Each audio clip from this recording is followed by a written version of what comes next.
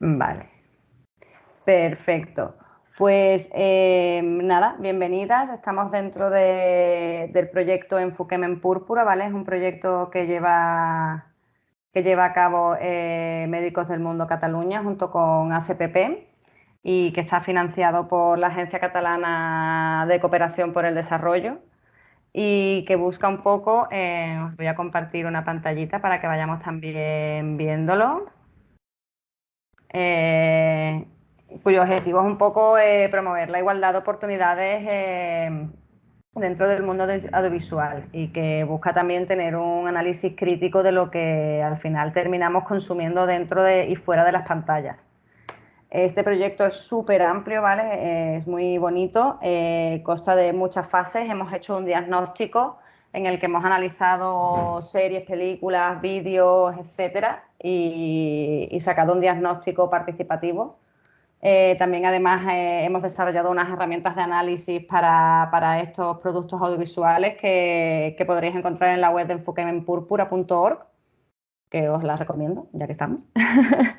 Y además también hemos tenido formaciones en centros educativos, tenemos este ciclo de webinars que serán, este es el primero de 12, así que también os invito a que nos sigáis y que estéis pendientes de lo que se ve y lo que pues, colgamos en la web.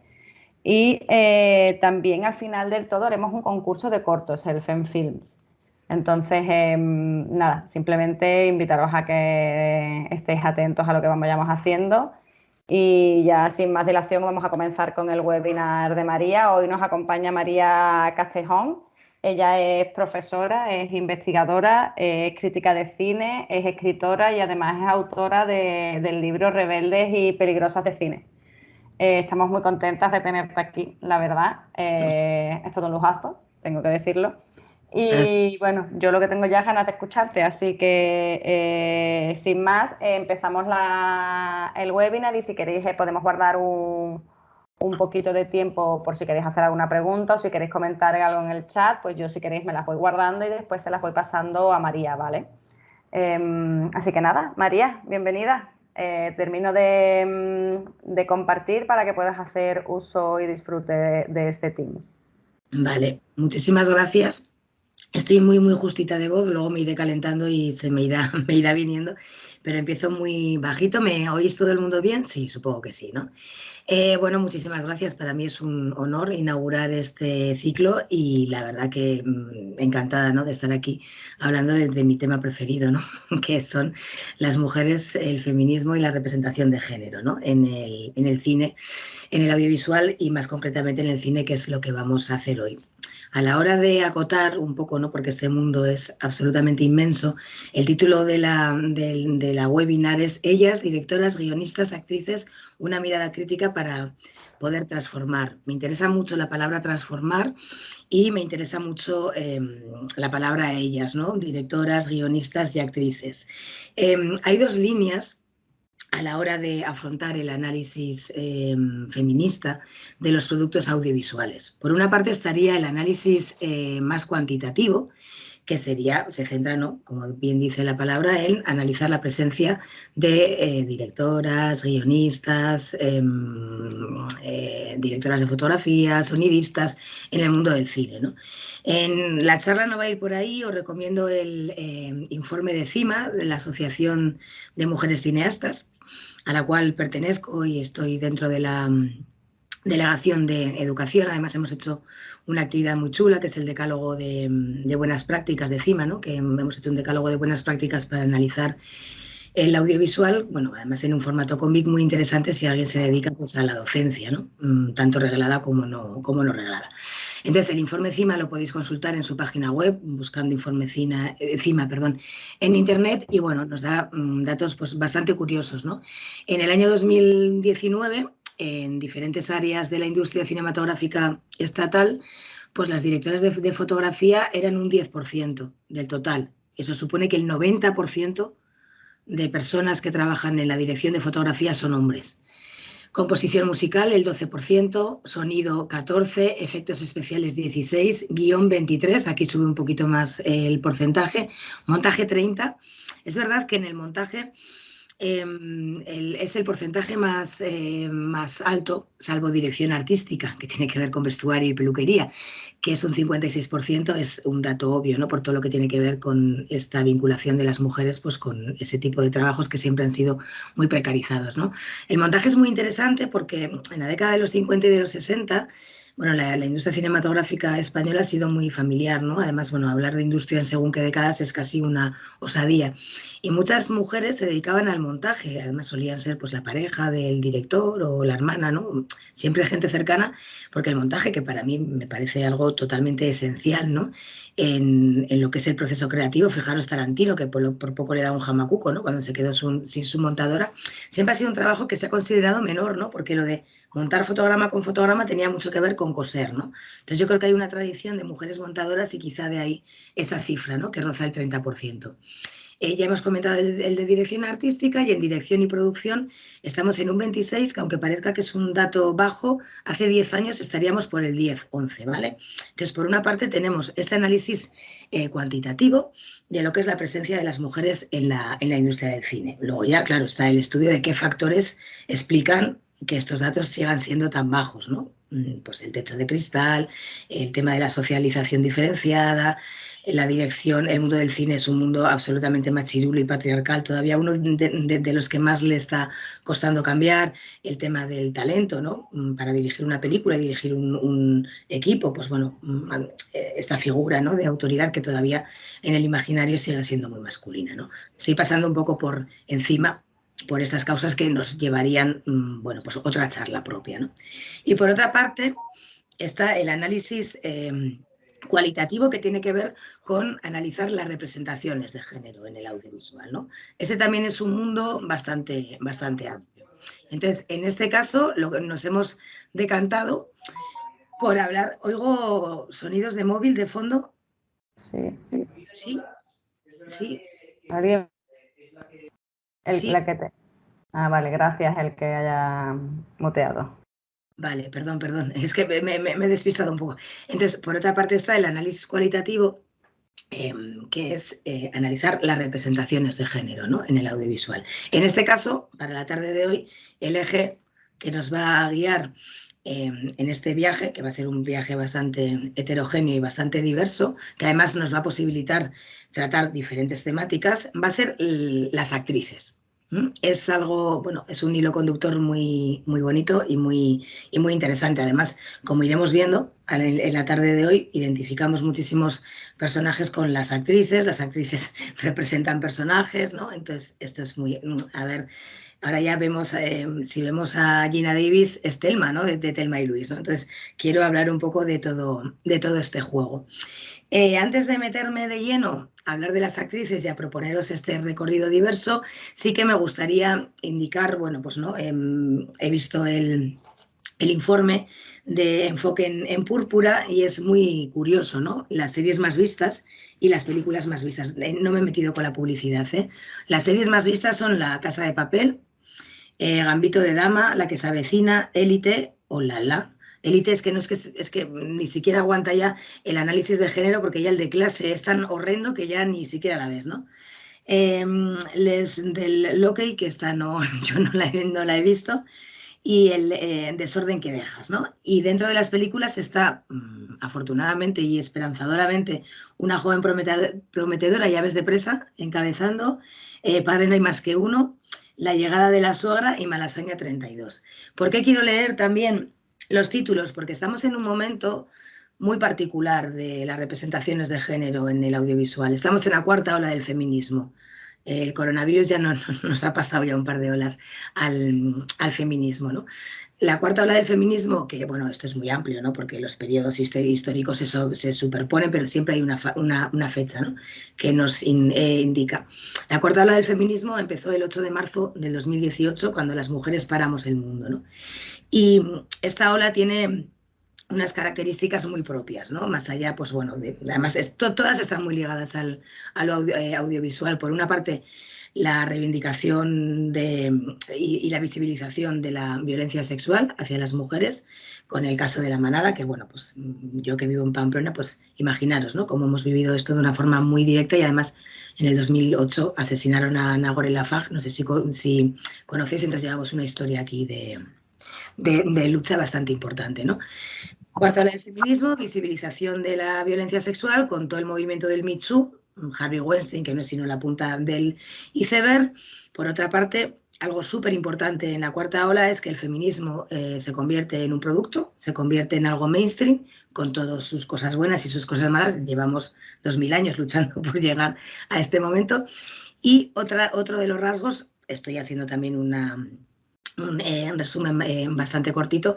Otro de los rasgos súper importantes son las redes sociales, que tiene que ver con los medios de comunicación y con todo esto, cómo se cambia la representación de las mujeres en el cine. Por eso, cuando vemos las series más vistas y las películas más vistas, pues tenemos desde La que se avecina, que, bueno, hay mucho patriarcado, ¿no?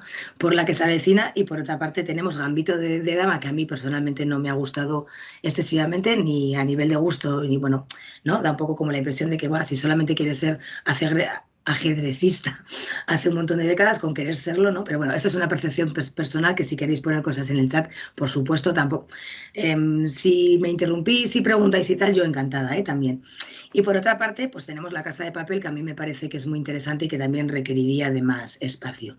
Y en las películas tenemos desde Una joven prometedora, que es el resultado del cambio en la representación de la violencia de género y la violencia sexual hacia las mujeres, que comienza en la década de los 70 con las películas de venganza, con las Rape Revenge, y tenemos algo tan impresionante como Una joven prometedora, que es súper potente y tiene un análisis feminista muy, muy duro.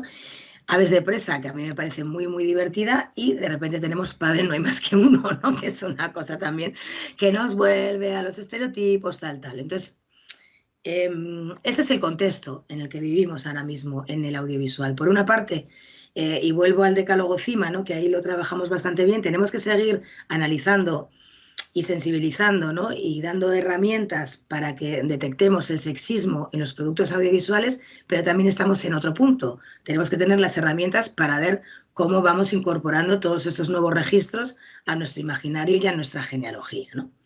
Entonces, ese es un poco el marco en el que nos vamos a mover, y la charla va a ser una charla muy, muy práctica, y lo que vamos a hacer es, voy hilvanando un discurso bastante diverso que va a tratar temas, muy diferentes entre sí, y lo que vamos a hacer es ir viendo fragmentos de películas, y luego si queréis las podemos ir comentando, porque para mí, que estoy muy acostumbrada a cursos en pequeño formato y mucho diálogo, es durísimo este formato. Lo primero, porque no os veo, y lo segundo, pues porque muchas veces estoy aquí sola, ¿no? Es un poco frío esto de internet, así que si hacéis preguntas y tal, os lo agradeceré. Volviendo a las actrices, como os decía, dentro de todo esta transformación, que estamos en un momento muy álgido, ¿no? Y muy bonito, pues es importante que las mujeres tengan protagonismo, ¿no? En la pantalla. No se trata de un protagonismo al peso, o sea, no porque una mujer sea protagonista de una historia tiene por qué ser una historia interesante, y además faltaría más, o sea, tiene que haber todo tipo de mujeres, y hasta decir, oye, estoy viendo una película de una tipa que es que no me aburre y la apago, ¿no? Y ahí está la riqueza de las representaciones, y además las mujeres no tenemos la responsabilidad, ni las directoras, ni las guionistas, ni las actrices, de redimir el patriarcado en una película, ¿no? Entonces, hay que hacer, pues eso, lectura rica, y nos pueden servir muchas actrices, y luego también tenemos que tener en cuenta que, pues algunas ya tenemos un bagaje y unos años, y que quizá las lecturas también estén un poco mediatizadas. Lo que tiene que ver con este protagonismo, ¿no? Y con el tema de las actrices, yo sí que he seleccionado historias muy potentes a lo largo de toda la historia del cine. Vamos a empezar con el cine clásico y vamos a ir, como os decía, hablando de las actrices y de las temáticas que nos proporcionan cada película. Me lo voy a tomar con tranquilidad, llegaremos a las que llegaremos, ¿eh? Entonces, bueno, prefiero dar menos y más intenso que ir corriendo, corriendo, corriendo. Vamos a empezar con el cine clásico, pero vamos a hacer nuestro pequeño homenaje a Verónica Forqué. Vale. ¿Estamos compartidas? Sí, ¿verdad? Vale.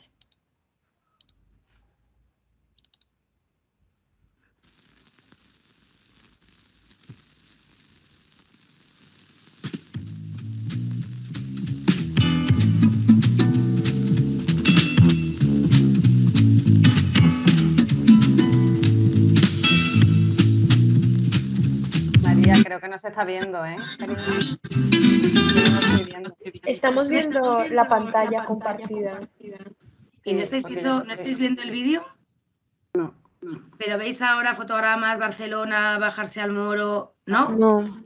Nos Ah, vemos pues, a nosotros. Yo me veo a mí misma. a ver, pues me salía como compartido. Esperar un segundito, a ver si solucionamos este pequeño incidente. Cosas del directo, no pasa. Ahí te volvemos a ver ya tus ojos. Ahí están mis ojos. Ahora, claro, pero es que es muy gracioso porque, claro, luego me cargo las carpetas. Bueno, ahora sí, ¿verdad? ¿Veis una carpeta con un montón de vídeos? Sí, ¿no? Sí, sí.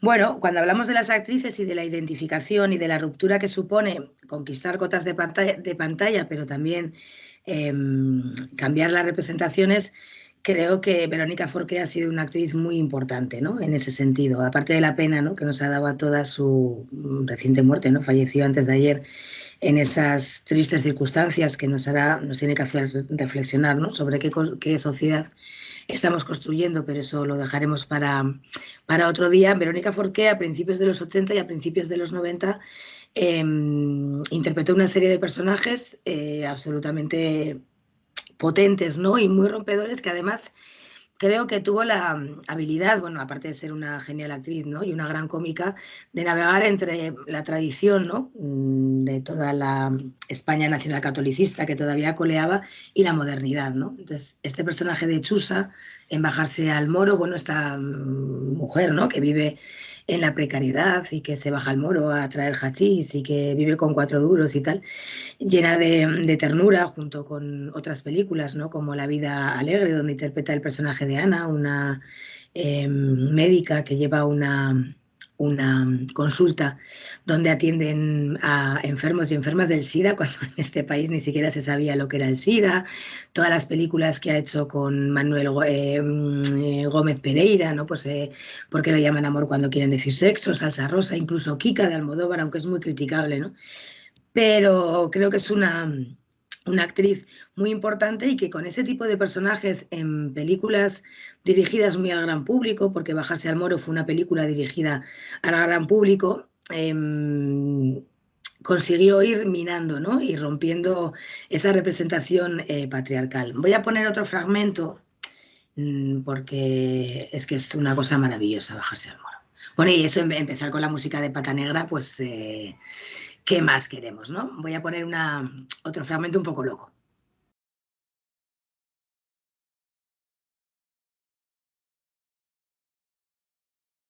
Bueno, pero qué maravilla, por Dios. Por una parte tenemos a Verónica Forqué y por otra parte tenemos a Chus Lampreave, ¿no? Tenemos un cine que se basa muchísimo en el trabajo de las actrices, ¿no? Además, Chus Lampreave, tanto en las películas de Almodóvar, ¿no? Yo soy muy crítica con Almodóvar, esta venga a salir, pero realmente luego también tiene cosas muy rescatables, ¿no? Y en este caso, pues bueno, pues Verónica Forqué sigue en su personaje de Chusa, ¿no? Fumaba porros, ¿no? Que no sé, ninguna mujer salía fumando porros en aquellos entonces y bueno, pues el personaje de Chus Lampreave, ¿no? Esta cleptómana, ¿no?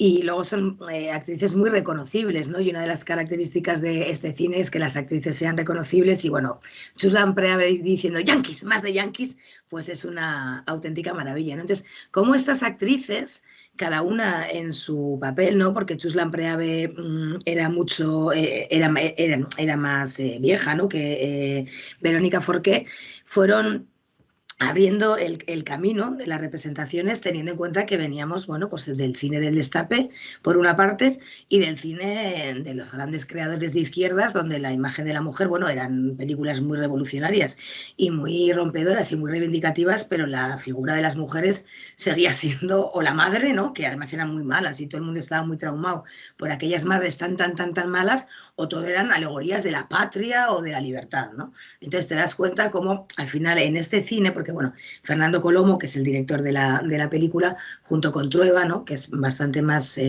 chirulo en sus planteamientos que Colomo, son los representantes del nuevo cine madrileño, ¿no? De la nueva comedia madrileña, y bueno, es un poco cuando se inicia la modernidad en el cine, ¿no?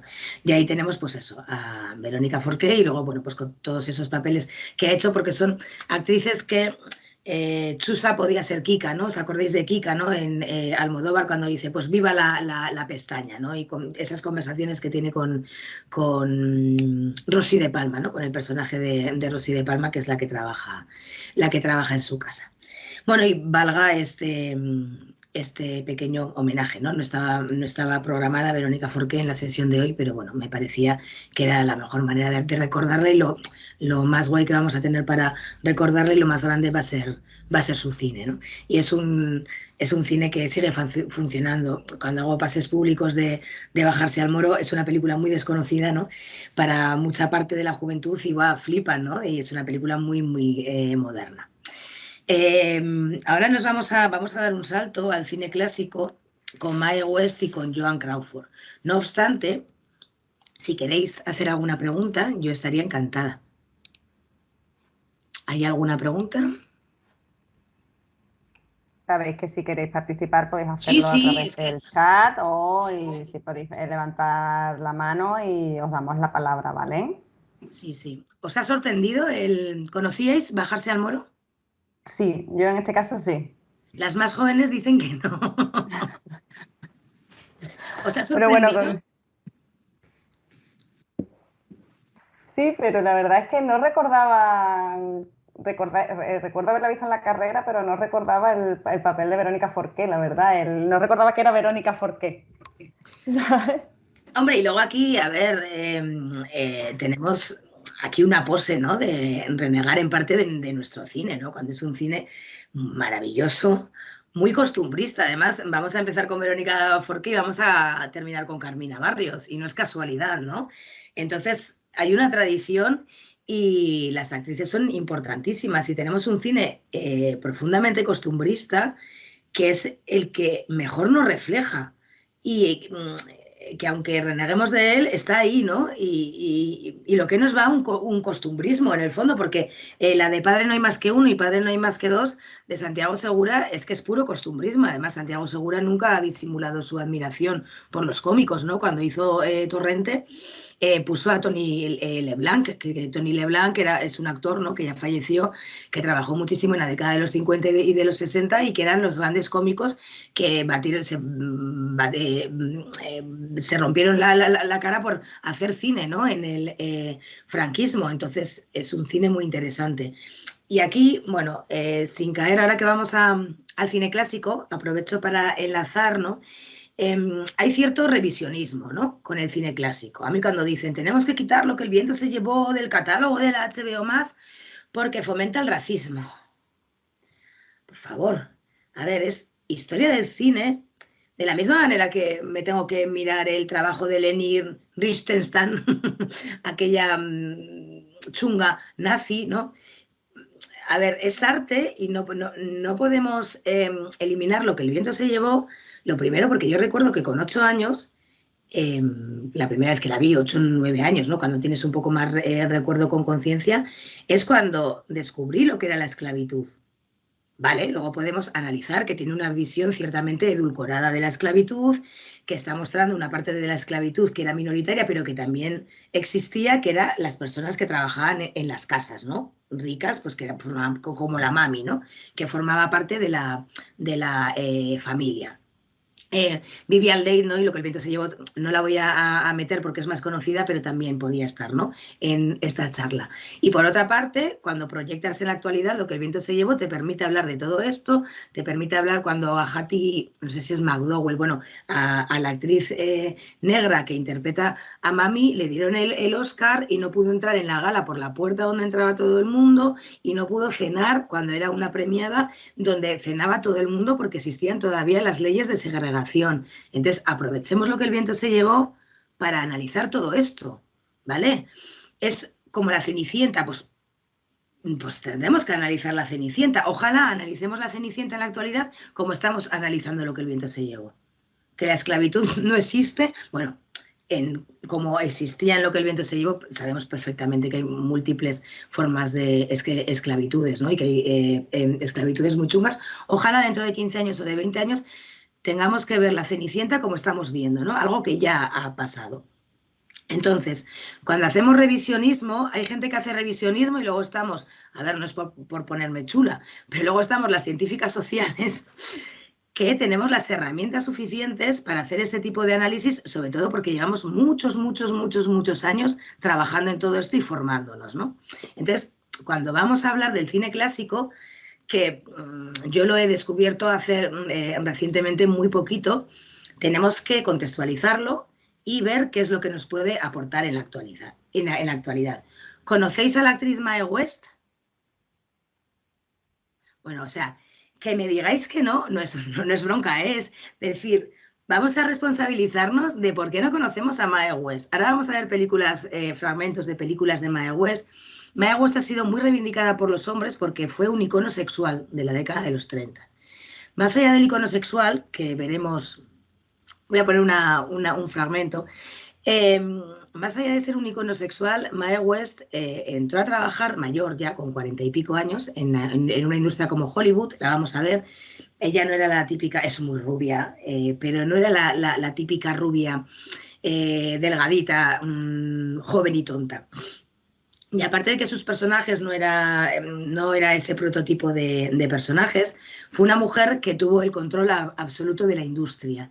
Ella escribía sus propias películas, elegía con quién trabajar, para gran suerte de Gary Cooper, que empezó a trabajar en las películas de Mae West, que nunca se dice, ¿no? Si Mae West hubiera trabajado con no sé quién, hubieran dicho, Mae West que trabajaba con tal... No. Gary Cooper empezó a trabajar con Mae West. Controlaba totalmente todo lo que tiene que ver con la producción y algo súper importante es que controlaba el dinero. Y ninguna mujer en la industria, desde ella, lo ha controlado. Ahora tendríamos a las Kardashian, otro día las Kardashian, que es muy apasionante también, ¿no? Pero hago también un poco como el chiste y la broma para que veamos ese nivel de Mae West. Mae West fue una mujer hiperfamosa en su tiempo. Salvó a la Paramount de la bancarrota 3 veces. Hay imágenes en YouTube de los estrenos de sus películas y eran unos auténticos acontecimientos. Bueno, el cine también era un acontecimiento mucho mayor, ¿no?, que en la actualidad. Antes de dar el salto al cine, trabajaba en Broadway. Escribió una obra que se llamaba Sex, sobre la homosexualidad, en 1930. Estuvo en la cárcel, la metieron presa y le ofrecieron pagar una multa y ella dijo que no. Entonces aprovechó todo eso para sacarse fotos y promocionar su carrera. Y es muy gracioso porque, claro, cuando está posando delante de los policías nunca sabes si es una película o si es la realidad. Fue absolutamente inteligente. Estuvo trabajando durante 7 años, luego la fórmula de sus películas se repetía y, bueno, pues tuvo ahí sus años de gloria y aún con 83 años interpretó, bueno, en 2 películas, My Little, bueno, ahora no me va a salir el título, donde Raquel Welch interpreta un personaje transexual, que es una película muy extraña porque nunca sabes si se está burlando de la transexualidad, si está reivindicando los derechos de las personas transexuales y de repente meten ahí a Mae West, ¿no? Y luego tiene una película en el 70 y pico y tal, ya con 85 años, que bueno, pues parece una auténtica mamarracha, en el buen sentido. Para mí mamarracha es una palabra muy buena, ¿no? Y como ella es consciente, ¿no?, de su mamarrachismo. Entonces, fue una mujer importantísima y luego tiene una frase que es, bueno, no os he hecho publi, pero bueno, ahora que llegan las fiestas navideñas y que vamos a estar medio confinadas en casa, Rebeldes y Peligrosas de Cine es un espectacular regalo para hacer, ¿no? Y cierra el libro la frase de Mae West: creo en la censura, me ha hecho ganar una fortuna, ¿no? Entonces, ahora que estamos, que si no sé qué, que si nos censuramos, que si la autocensura, que si tal y que si cual, hay que ir hacia atrás y ver que hubo una mujer que se puso el mundo por montera y que tiene que ser un auténtico referente, ¿no? Entonces, que no conozcamos a Mae West es un pecado, no estamos responsabilizando, y que solamente la hayan reivindicado los hombres, otro. Vale, sigo, ¿no?, en pantalla compartida. Vale, entonces vamos a pasar a la otra dosiva. Esperar. Bueno, me estáis viendo aquí todos mis documentos. A ver. Todas las entrañas. Todas las entrañas. Todas Vamos las a ver a Mae entrañas, María. West. ¿Dónde está Mae West? ¿Dónde está Mae West? Aquí.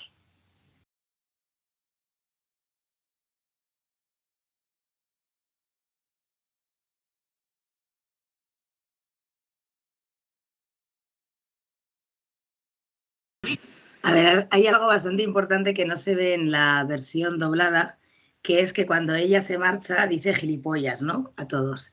A ver, que aquí hay mucha, mucha tela que contar. ¿Qué os ha parecido el fragmento? Ahora no sé si maximizo, veo los comentarios o... Sí.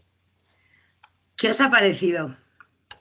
Verás, podrás ver el chat si quieres. Ahora mismo, si dejas de compartir pantalla, si quieres, porque ahora mismo nos vemos todas repetidas. Yo por lo Vale, menos. yo os veo, pero ¿y ahora qué me veis? Vale. ¿A mí? No, nos vemos a nosotras. Ah, vale, pues es un poco paranoia, ¿no? Sí, esto es como todo un bucle, ¿no? Vale, y así... Gracias, así, perfecto. Vale. ¿Qué os ha parecido? Porque aquí hay mucha tela que cortar. A ver, Mae West ambientaba casi todas sus películas en el mundo del circo, de los bares, del bosqueo, del hampa, ¿no?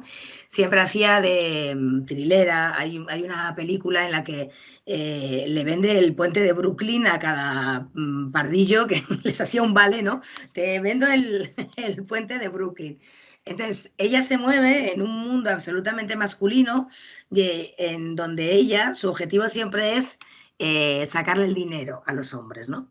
Aquí no nos planteamos ni reivindicación de las mujeres, ni hay que luchar para que las mujeres accedan a según qué ámbitos laborales y tal. Estamos en puro cine, puro entretenimiento, y dentro de una frase, ¿no?, que propicia a las actrices y que tiene mucho que ver con el concepto de Rebeldes y Peligrosas, que es: lo estético es político.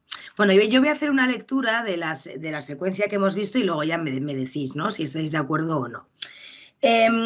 Creo que dentro de los análisis feministas hay dos temas, que es el de la maternidad y el de la sexualidad, que hay un punto en el que se escapa, ¿no?, de cualquier análisis, porque, bueno, en diferentes grados, ¿no?, y en diferentes modos, son dos pulsiones para mí, la sexualidad, ¿no?, y la maternidad, que tiene mucho que ver con lo físico.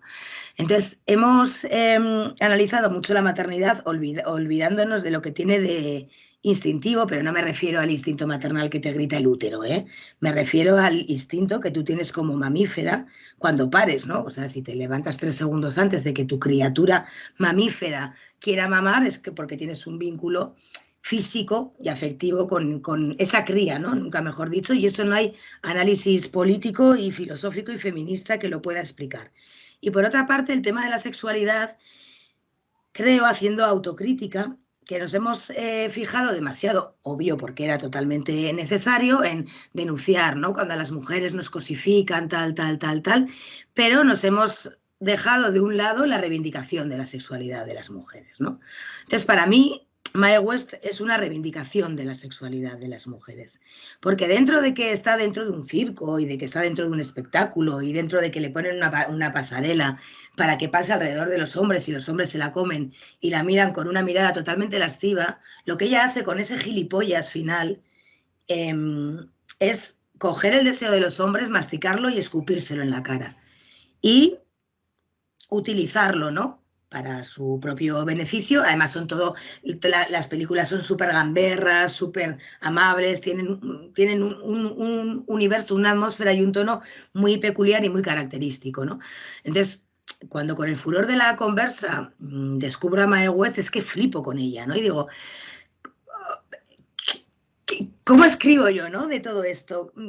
Qué poderío, ¿no? Qué libertad, qué libertinaje y qué capacidad de hacer lo que le diera la gana. En la primera película que ella actúa, que es unos años antes, sale pues como en el minuto 27 o 30 y pico, y es la novia del protagonista, la exnovia del protagonista, y aparecen en un bar clandestino, y se emborrachan, y termina en la cama con una que estaba haciendo de traductora, y se levantan las dos con una resaca impresionante de la cama, ¿no? Y eso en la década, a finales de los 20 y a principios de la década de los 30, ¿no? Entonces, para mí, Mae West es un canto a la sexualidad y es una reivindicación, ¿no? De la sexualidad femenina vivida desde... A mí no me gusta mucho la palabra empoderamiento, ¿no? Porque la usamos mucho, pero sí que es verdad, ¿no? Que todo el mundo me entendéis, ¿no? Cuando me refiero a eso. Y este tipo de análisis que lo propician las propias actrices creo que también es extrapolable al de Sharon Stone en Instinto Básico, ¿no? Yo había oído muchas veces que Instinto Básico, una víctima del patriarcado, joder, y ves Instinto Básico y el personaje de Catherine Tramell se merienda fotogramas a Michael Douglas, pero o sea, fotogramas, es una tía psiquiatra, liberada económicamente, liberada sexualmente, que consume cocaína, o sea, es que, ¿no? Entonces, creo que estas nuevas lecturas de la sexualidad a mí me parecen muy potentes y muy interesantes. Sé que es una lectura bastante radical y sé que es una lectura bastante diferente a la que estamos acostumbradas de hacer. Por eso pregunto, que yo aquí lo tengo clarísimo, pero quizá no lo compartáis, no lo sé. Aquí sí que me gustaría un poco de diálogo si os apetece.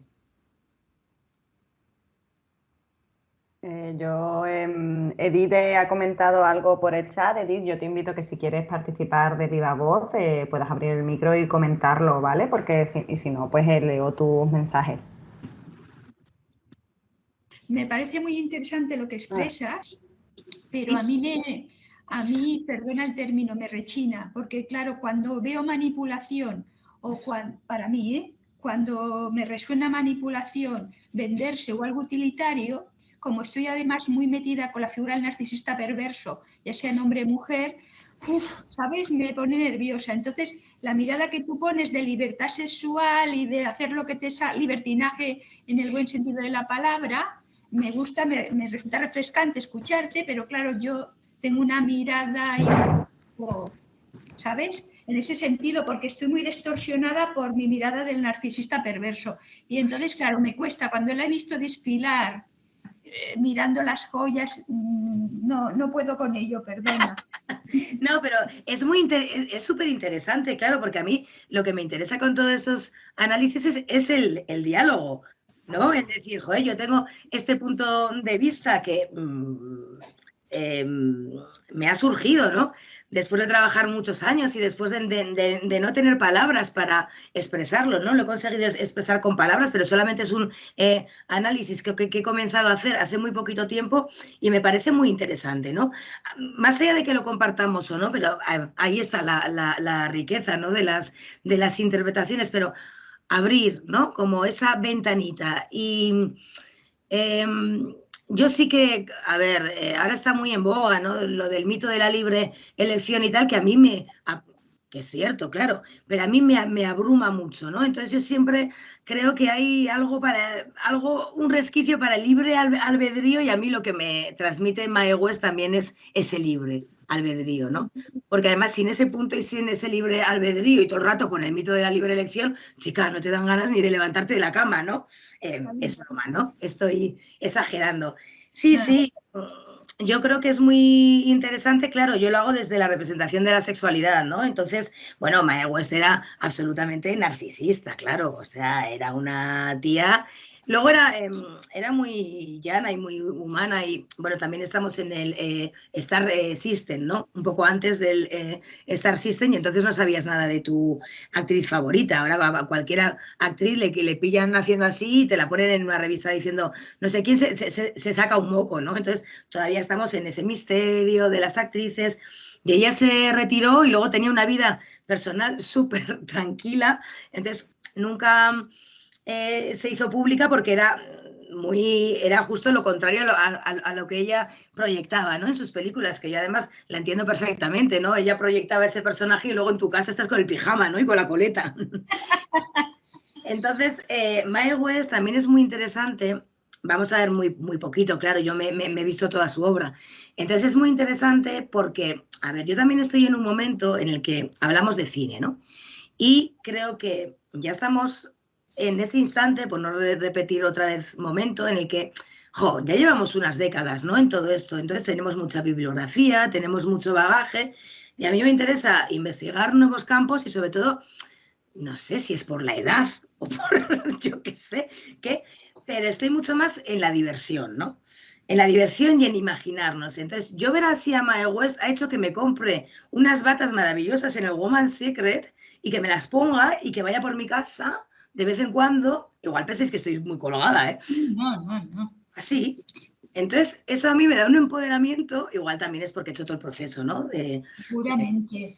Yo ya te he La, dicho que mi mirada es un poco obsesiva, por eso enseguida aplaudo eso sí tu mirada porque me llena de júbilo en cierto modo, o sea, relativizo y me va bien. sí, y a mí lo que me mola de Mae West y de Sharon Stone, ¿no? En Instinto Básico es que las veamos y que nos den ese chute de poder, ¿no? El decir, joder, qué guay Mae West, qué guay que estoy viendo una película y estoy disfrutando de verla. Además, lo que hacía Mae West dentro de... Ella lo que hace en el fondo es una performance, performance, ¿no? De la feminidad. Entonces, ella rodaba siempre en espacios interiores porque muchas veces lo único que hacía era ponerse un vestido. Además, era muy bajita, iba con unos tacones tremendos. Entonces, claro, se mueve así porque era su seña de identidad, pero tampoco podía moverse de otra manera porque esos vestidos no le dejaban respirar. Entonces, joder, hay veces que dices, venga, un poco oye, castañuela, no, lentejuela, ¿no? Entonces, lo que nos propicia Mae West es precisamente todo esto, ¿no? Y luego ya os digo que las historias son súper divertidas y algo que tiene ella también muy bonito en sus películas, ella era la artista, ¿no? Completa. Entonces, cuando aparecen mujeres en sus películas son o mujeres burguesas que ella se las desprecia, pero no por un tema de género, sino por un tema de clase social. Y por otra parte, siempre las otras mujeres que aparecen son siempre aliadas. Hay una película de Mae West, y paso ya enseguida a Joan Crawford, hay una película de Mae West, bueno, muy loca, en la que ella está trabajando en San Francisco y hay una historia turbia que tiene que huir. Entonces ella huye y en el barco se encuentra con una misionera. O sea, fijaros qué planteamiento. Se encuentra con una misionera y se hacen súper amigas, la cabaretera y la misionera. Que no es la puta y la Virgen María, sino la cabaretera y la misionera, que es muy diferente. Entonces la misionera muere de unas fiebres tifoideas y ella se hace pasar por la misionera. Entonces, va como vestida de misionera, pero como la hemos visto ahora, con lo cual aún es más perverso. Entonces va a empezar y se va de misiones y se encuentra con una mujer que la conoce de su pasado. Entonces ya pensamos, jo, esta la va a denunciar y tal. Y se encuentra con ella y le dice Mae West, ay, nos conocemos, tal, sí, sí. Y le dice Mae West, sin beber y sin fumar, qué mal, ¿no? Y luego al final da un discurso y dice, mirad, yo me voy a volver a Chicago o la ciudad que era, yo ya he hecho aquí todo lo que tenía que hacer y todo el dinero que había ganado de Chicago lo deja en las misiones, ¿no? Entonces es tan bonito todo, ¿no? Es tan chulo y dices, jo, ¿no? Qué guay, la cabaretera y la misionera, ¿no? Entonces, bueno, Mae West ya no os vuelvo a recomendar Rebeldes y Peligrosas porque hay un capítulo entero dedicado a ella, ¿no? Y ahí se recogen sobre todo los títulos de las películas que ahora mismo no me salen y que no os puedo dar, y ahí sí que tenéis las películas un poco explicadas y una guía, ¿no? Y hablo mucho de su vida. Hay otra actriz también muy importante. María, en el chat comentan que sí que a algunas les resulta muy potente que dentro del cine clásico haya este tipo de personajes femeninos, ¿no? Que sean muy poderosos, que utilicen esa manipulación, que utilicen sus armas, ¿no? De una manera tan clara. Y sobre Sí, todo, a lo mejor, por ejemplo, como se le ve en la imagen a Mae West, que es como con mucha condescendencia, ¿no? Tiene desprecio en la mirada, un poco, ¿no? En plan de... gilipollas, ¿no? O sea, sí, Es como... es que Pero a mí me chirría un poco el hecho de que lo que tú hablas de mujeres poderosas o que utilizan esas armas, el estereotipo al final, por ejemplo, el de Sharon Stone, termina siendo el de femme fatal. pero es la ¿Sabes? revisión de la femme fatal. Claro, exacto, me refiero, que termina siempre quedándose como muy plano, ¿no? Ay, qué va, justo al contrario, porque lo que hace Sharon Stone, que no la había incluido por razones obvias de tiempo, claro. Lo que hace Sharon Stone, a ver, las femme fatale de la década de los 40 tiene que ver, ¿no? Con ese modelo de mujer, además que fuma, tiene ambiciones, siempre hay un pelele, porque siempre se da, para que exista la femme fatale, siempre tiene que existir un pelele y siempre se da desde la heterosexualidad normativa, ¿no? Las femme fatale del cine clásico siempre terminan mal. Siempre, siempre terminan mal. En la década de los 80 hay otra película que se llama Fuego en el cuerpo, que está interpretada por Catherine Turner, que es también bestial. Entonces, esa es la primera revisión de la femme fatale. Que no termina mal la femme fatale, pero sí que existe cierta domesticidad, ¿no? Tú ves a Catherine Turner en Fuego en el cuerpo, que además fue su primer papel, que consiguió trascender luego con todas las películas estas de aventuras que hizo con Michael Douglas, ¿no? En busca del corazón, la joya del Nilo, De la joya sí, del Nilo. la joya y el corazón verde, porque el púrpura del Cairo es de Woody Allen, ¿no? Entonces tú ves bueno, además ahí está, bueno, la Catherine Turner, jovencísima, bueno, o sea, espectacularmente guapa, pero tú la ves y te remite a una ama de casa, ¿no? Y hay todavía cierta domesticidad. Pero tú ves a Sharon Stone, ¿desde cuándo no ves Instinto Básico? Claro, claro. Entonces, Muchísimo. hay que verla otra vez. Es que tiene una fuerza, aparte de que, bueno, fue el primer culo que se vio en el masculino de Michael Douglas. Bueno, hay un capítulo también en el libro de Tenemos que hablar de Michael Douglas. El culo de Michael Douglas, nada más. Sí, de Michael Douglas también en general, ¿no? Porque realmente parece que es como el macho de la década, y luego vas viendo en las películas en las que aparece y, bueno, se lo meriendan, ¿no? Entonces, es que tiene, aparte de ese poderío visual que tiene ella y que está espectacular, ¡buah! Cuando cruza las piernas, o sea, es que es un golpe al patriarcado impresionante, ¿no? Entonces, hay que volver a ver Instinto Básico. Os lo pongo como tareas para que tenemos el fin de semana. Ay, se me olvida siempre decir, pero muchas de estas películas de las que voy a hablar, hay un canal en Filmin, en la plataforma Filmin, que se llama Rebeldes y Peligrosas, ¿vale? Y ahí tenéis todas las películas que hay en Filmin que se mencionan en el libro están en ese canal. Creo que de las 50 y pico películas o más, bueno, que se mencionan muchas más, ¿no? Pero creo que en el canal de Filmin hay como unas 25, ¿eh? O sea que hay una representación bastante maja. Entonces, claro, lo que hace Sharon Stone en Instinto Básico es dinamitar y reinventar. Además, luego, claro, Instinto Básico es de Paul Verhoeven, y tiene una mirada muy potente, ¿no? Sobre la sexualidad femenina, con Showgirls, que ya es una película de culto, y la última que ha hecho, ¿no? La de Benedetta, que es un auténtico despropósito, ¿no? Pero sigue teniendo una mirada bastante curiosa sobre la sexualidad. Hay otra Paula actriz. nos comenta que, un momentín, solo perdona, para terminar con este tema, nos comenta Paula que le llama la atención que estemos hablando muy poco de la representación de la masculinidad creo que en Instinto Básico, ¿no? ¿Te refieres, no, Paula? Creo. No, en la otra, en Mae West. En Mae Vale. West. Y que Sí, cómo eso bueno, puede alimentar un modelo de referente a los hombres. sí, Perdona, no, porque perdona. Creo que un poco, ¿no? Lo que nos pasa muchas veces es que pues en el debate de cómo se representan las mujeres también pues nos metemos mucho en eso, ¿no? En cómo se representan a ellas y nos debatimos nosotras si nos gusta más ese modelo o no, si podemos en determinados momentos defender esa forma de seducción como una herramienta empoderadora o no. Pero ¿no? Como que también me gusta, y a mí es que, por ejemplo, de una forma similar me ha pasado como a Edith, ¿no? Que hay algo que me bloquea mucho y es como ver esa masculinidad tan chunga para mí, ¿no? Cuando ya está pasando, ver esos tíos alrededor que me causan tanto desprecio y hablar de esa pieza como una pieza que me guste como referente, ¿no? Porque pienso que si la están consumiendo hombres, están viendo en ese modelo masculino también una forma de normalizada de comportarse, ¿no? Entonces, hablar de masculinidad también me parece como muy interesante para analizar una pieza así con tanto, o sea, tan potente, ¿no? Sí, O sea, hay dos cosas a tener en cuenta. Lo primero, que solamente os he puesto el fragmento primero de la película, ¿no? Que cuando tú ya viajas, además las películas son súper cortitas, 1:10, hay Lady Lu, que fue la anterior, creo que es de 1 hora. Entonces, cuando tú ya haces todo el viaje con Mae West, piensas otra cosa de Mae West, ¿no? Y hay otra cosa que has apuntado y que me parece también muy interesante. A ver, cuando haya hombres, ¿no?, que vean esa masculinidad, no se tienen por qué identificar con esa masculinidad, les puede producir rechazo.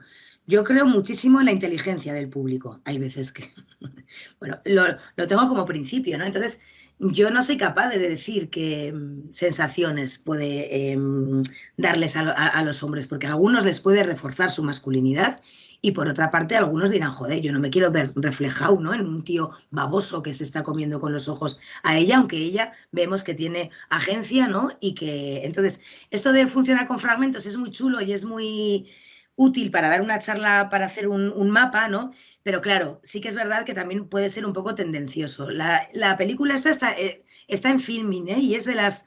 Yo creo que es la única película de Mae West que está en plataformas, más allá de que, bueno, pues se puedan ver por otro tipo de vías, ¿no? Entonces, ver la película entera, claro, es que cae rendida hacia sus... Y es que es tan maja, es que... Y luego, no podemos dar por hecho que todos los hombres que vean esa película se van a identificar, porque la identificación es muy libre. Y yo no he visto Instinto Básico de la misma manera que cuando la vi con 17 años, cuando se estrenó en el 92, que cuando la he visto con 40, ¿no? O con casi 50. Entonces, tenemos que abrir, ¿no? Chicas, qué preguntas más excelentes me estáis haciendo, qué guay. Vamos con Joan Crawford, que ya son las 6:15. Joan Crawford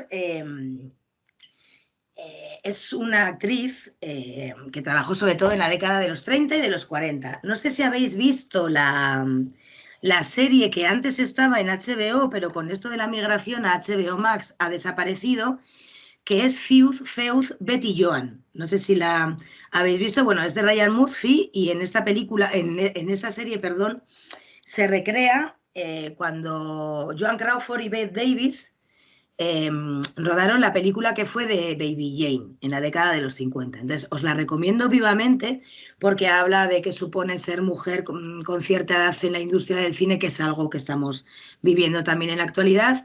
Y si os gusta el cine y el cine clásico, bueno, está recreada estupendamente. Jessica Lange y Susan Sarandon son las actrices que las interpretan, que están totalmente espectaculares, ¿no? Joan Crawford fue una actriz que, como muchas, llegó a la industria, bueno, pues siendo corista y prostituta. Ella, bueno, hay una leyenda bastante oscura, ¿no?, alrededor de su infancia. Fue víctima de abusos por parte de su padrastro y, bueno, pues como muchas chicas jóvenes que huían, ¿no?, y que iban a Hollywood, que es lo que les pasaba a las que han sido acosadas, ¿no?, y violentadas por Harvey Weinstein, que tampoco han cambiado tanto las cosas en 100 años en ese sentido. Pues bueno, ella empieza como corista y es una de las grandes actrices de los 30 y de los 40, pero la estabilidad económica solamente la consigue cuando se casa con uno de los vicepresidentes de la Pepsi-Cola. Entonces eso, tiene una vida muy, muy interesante, papeles súper potentes, siempre ha estado en el rol, ¿no?, de la otra, de la mujer libre. Hay una película del 32 de George Cukor que se titula Mujeres, que es brutal y bestial, es larga, son 2 horas. Joan Crawford hace un papel muy pequeñito y os la recomiendo también porque es una película en la que no aparece ningún hombre y bueno, George Cukor fue un director excepcional, ¿no? Fue el primer director de Lo que el viento se llevó, que luego la terminó Victor Fleming. Tiene películas pues como Mujeres, La costilla de Adán, del 49, de Katharine Hepburn, ¿no?, y de Spencer Tracy. En el cine clásico hay muchísima más subversión de la que creemos hasta que llegó el Código Hays, que es un código de censura y que lo hicieron precisamente sobre todo por Mae West, ¿no? Entonces Joan Crawford tiene una película muy icónica que es Johnny Guitar. En Rebeldes y Peligrosas el primer capítulo está dedicado al western y hay una, bueno, no os voy a poner la primera secuencia, pero os la voy a explicar un poco. Bueno, pues el tal Johnny, ¿no?, llega ya a una cantina y tal y cual, y Viena, que es el personaje que interpreta Joan Crawford, es la jefa del cotarro. Entonces, bueno, está en una reunión porque lo que quiere ella está como en un sitio muy inhóspito, pero por ahí va a pasar el ferrocarril, ¿no? Entonces es una mujer emprendedora, una mujer de negocios, que utiliza su sexualidad, ¿no?, para enterarse de todo esto. Y bueno, hay una secuencia con el tal Johnny que es brutal, que igual conocéis. Hablamos del 55, ¿vale?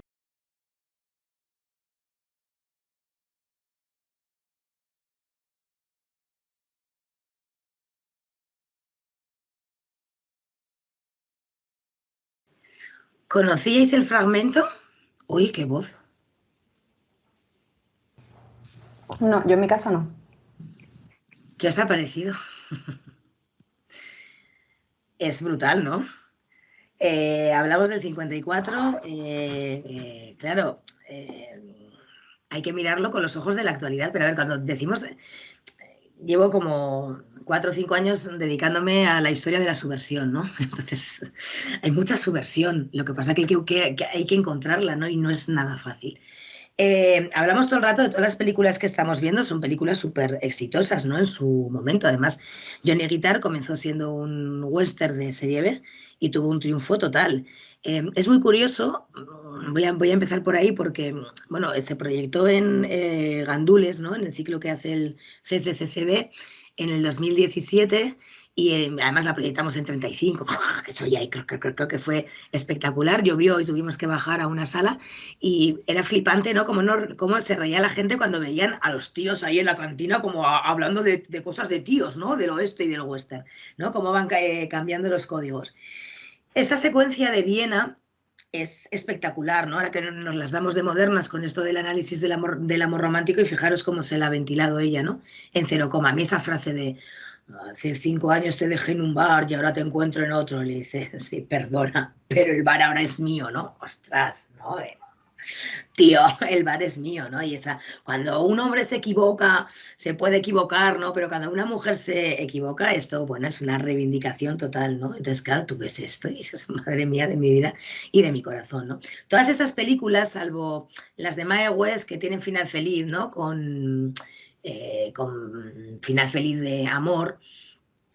Las de Mae West te las crees un poco menos porque todas son muy irónicas. Sí que es verdad que tanto Johnny Guitar como hay otro western también interpretado por Barbara Stanwyck, ¿no?, otra actriz muy importante que no nos va a dar tiempo, 40 pistolas, que todas terminan, ¿no?, con ese amor romántico. Pero claro, que terminen con el amor romántico y que tengan ideología del amor romántico, que es verdad, no nos debe hacer perdernos esta secuencia. Entonces, es amor romántico, pero también tiene esta secuencia, ¿no? Porque yo he oído algún análisis feminista, ¿no?, es que Johnny Guitar es una historia de rivalidad entre 2 mujeres por un hombre. Perdona, que va, tío, está bien, ¿no? Pero fijaros, ¿no?, este fragmento tan interesante. Y aparte de reivindicar a Joan Crawford, ¿no?, que es una de las grandes actrices de la época, yo os recomiendo muchísimo, muchísimo la serie esta, de Feud, Betty Joan. Ya voy a ir un poco más deprisa porque nos queda poco tiempo. Hay otra actriz que es Whoopi Goldberg, salto ya de los 50 a los 80. Whoopi Goldberg se hizo muy famosa con la película del color púrpura, ¿no? Entonces es de las pocas mujeres negras protagonistas de una historia. Después del color púrpura, que es un melodrama dirigido por Steven Spielberg, funciona muy bien, ¿eh? Yo la he proyectado en ciclos y sigue funcionando muy, muy bien, aunque sí que hay una versión bastante idílica, ¿no? Del maltrato que sucede en las películas anteriores al 2000. Te doy mis ojos también ha soportado muy mal, ¿no? El paso del tiempo. Pero hay que entenderla como, bueno, estamos empezando a ampliar ese espectro con actrices muy reconocibles, entonces, bueno, pues al Spielberg se le va la mano al final con esto de solucionar la historia que tenía que dar un final feliz, ¿no? Pero es más un tema cinematográfico, ¿no? Y sobre todo, pues porque tampoco teníamos las claves, ¿no? Y el conocimiento que tenemos en la actualidad sobre la violencia de género. Whoopi Goldberg es un referente impresionante, ¿no? Después de hacer el color púrpura, hizo una película que a mí yo la recuerdo muchísimo, que es Jumping Jack Flash, no sé si la recordáis, que es una película de acción y ya fue una película también muy mainstream y ya teníamos a una mujer negra fuera de o ser esclava, ¿vale? Que era la única forma en la que se le representaba, o si no, también había un cine en la década de los 70, es que yo pronuncio fatal el inglés, que es Black Exploitation, ¿no? Y ahí sale Palm Grier, que luego será Jackie Brown en la película de Tarantino, y hace de policía, pero bueno, está dentro de este mundo de negratas, drogas, tal, ¿no? Entonces, que haya películas con Whoopi Goldberg como El color púrpura, bueno, con todas sus salvedades, ¿no? Jumping Jack Flash, que es de aventuras, ¿no? Que hay cierta tutela también en esa película, pero bueno, no deja de ser un personaje con mucha agencia. Y luego fue La Medium de Ghost, ¿no? La película esta que también fue súper famosa. Entonces, bueno, pues creo que todavía tenemos muy pendiente, ¿no? El incluir la dimensión de raza, ¿no? En lo que es las representaciones y nuestro imaginario, porque pensando, digo, ojo, aparte de Whoopi Goldberg en estas dos películas, qué pena, ¿no? Que no me haya criado, ¿no? Y que mi acervo no sea tan rico, ¿no? En ese sentido, porque luego te encuentras, pues, con películas como Criadas y Señoras, que no os podéis ni imaginar lo bien que funciona con el público. Y bueno, Viola Davis dijo, me arrepiento de hacer esta película. Bueno, yo creo que tampoco es eso, ¿no?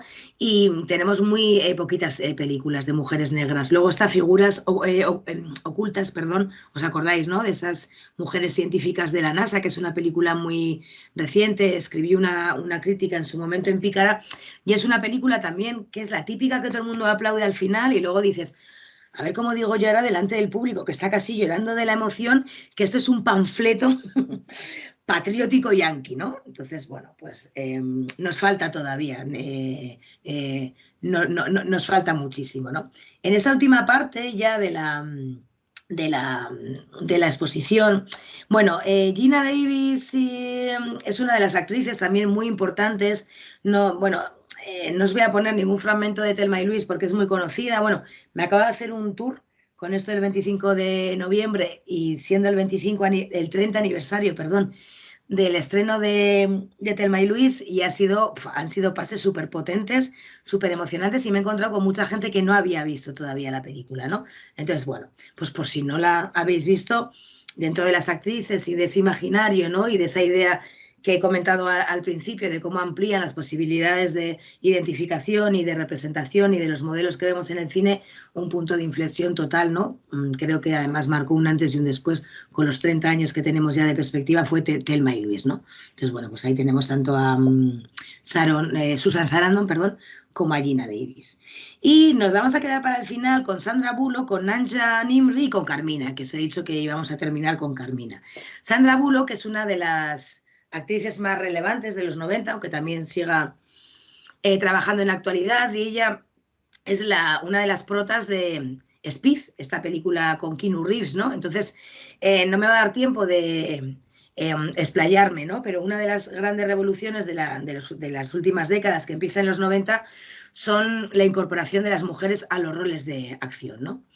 Es muy, muy importante. Hay una parte, ¿no? De la crítica feminista que dice, ay, es que los roles de acción, las mujeres no podemos hacer lo mismo que los hombres porque si no vamos pegando golpes y tal. Pues chicas, a mí me pone mucho ver a mujeres dando golpes en las películas. Si no te gusta, pues no las veas, ¿no? Pero tenemos que tener todo ese espectro y conquistar el cine de acción es importantísimo. Lo primero, por la reacción que ha habido por parte de la masculinidad con películas como Cazafantasmas, Mad Max Fury Road y tal. Y por otra parte, porque la acción siempre ha sido el mundo masculino por antonomasia.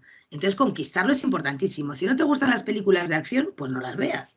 Entonces, ni las mujeres... Y además, es que el cine es lo imaginario. Entonces, a mí me encanta de vez en cuando ver a Lola Herrera en Función de Noche y películas súper intensas y películas chechenas subtituladas, pero hay veces que me gusta ver a Uma Thurman en Kill Bill dando estopa, porque me siento bien y porque me encanta saber que existe una película como Kill Bill, que me inspira y que, entonces, si no nos gusta de gusto, pues no las veas, pero es muy importante que estén.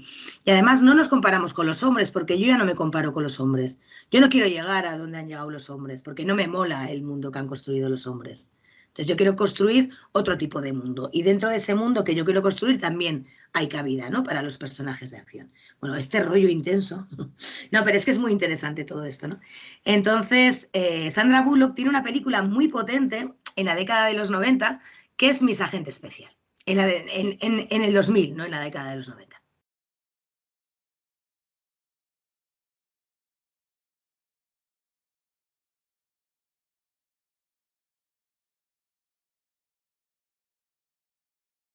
Bueno, esto es, a ver, un momentazo de la historia del cine. Mis Agentes Especiales es una película divertidísima. Al revisarlas, a mí es de las que más me ha gustado. Fue una película también de mucho éxito y entonces la gente, Sandra Bullock, que es el agente Gracie Hart, que es un agente del FBI que se tiene que infiltrar bueno, hay una amenaza en el concurso de Miss América y entonces se tiene que infiltrar, ¿no? Entonces ella pasa de los concursos de belleza, es, bueno, pues para nada, va siempre con pantalón, no, perdón, explota para nada su feminidad, ¿no? Entonces, es un poco perverso, ¿no? Pero ver esta feminidad, ¿no? Que además, pues, autodefensa, tal, y las de las Misses, que al final las Misses no son tan tontas como pudiera parecer, para mí es un canto a la solidaridad entre mujeres brutal, ¿no? Y dentro de una película que fue un exitazo brutal, fijaros, la paz en el mundo, ¿no? La paz, o sea, penas más duras para los violadores y la paz en el mundo. Hay otro fragmento muy divertido.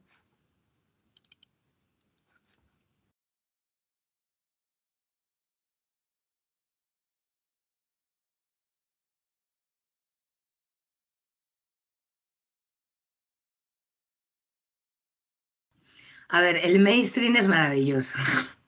Y navegar por el mainstream también, ¿no? Entonces, en películas que a priori nos pudieran parecer, bueno, yo qué es lo que es feminista o no, no soy capaz, ¿no? De decirlo, ¿no? Pero películas, ¿no? Que a priori no son mujeres sufriendo, ni mujeres luchando en un juicio, ni mujeres con 40 años, tengo crisis, tengo 44 años, no sé si tener un hijo, no, pues no lo tengas con 44, ¿para qué? ¿No?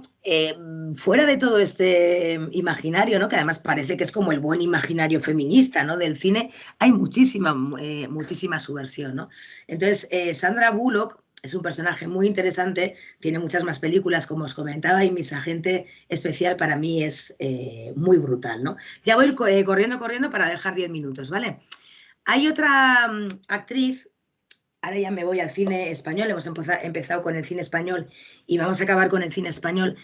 La actriz Najwa Nimri, conocida por el papel de Zulema en Vis a Vis y por el papel de la inspectora Sierra en La Casa de Papel, que ya hemos visto que en el estudio que habéis realizado es la serie más vista, ¿no? La primera serie más vista.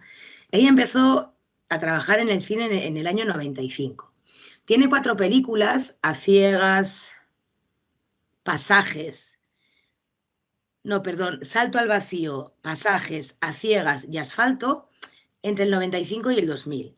Estas 4 películas están dirigidas por Daniel Calparsoro, que entonces era su pareja, ¿no?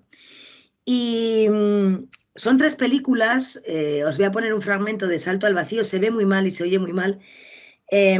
Son películas, no sé si las conocéis. ¿Me podéis decir si las conocéis o no?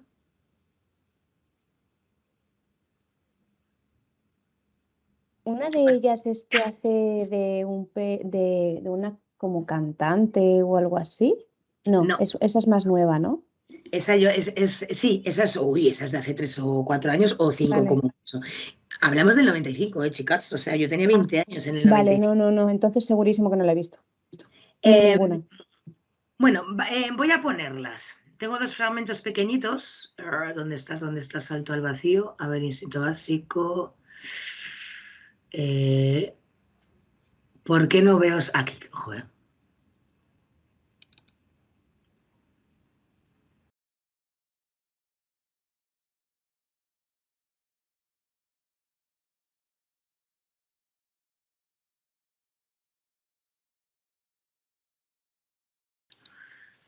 Perdón, que estamos hasta las 7:30, ¿verdad? Sí, Claro, es que yo estoy pensando todo el rato que terminamos a las 7 y no, no, no, ya me lo voy a tomar con más tranquilidad. Entonces nos hemos saltado a Gina Davis y luego la vamos a recuperar ahora, ¿vale? Perdón, es que estaba con lo de las 7, digo, pero esto es hasta las 7:30, ya veis que no nos va a dar, no vamos a tener ningún problema para estar hasta las 7:30. ¿Qué os ha parecido?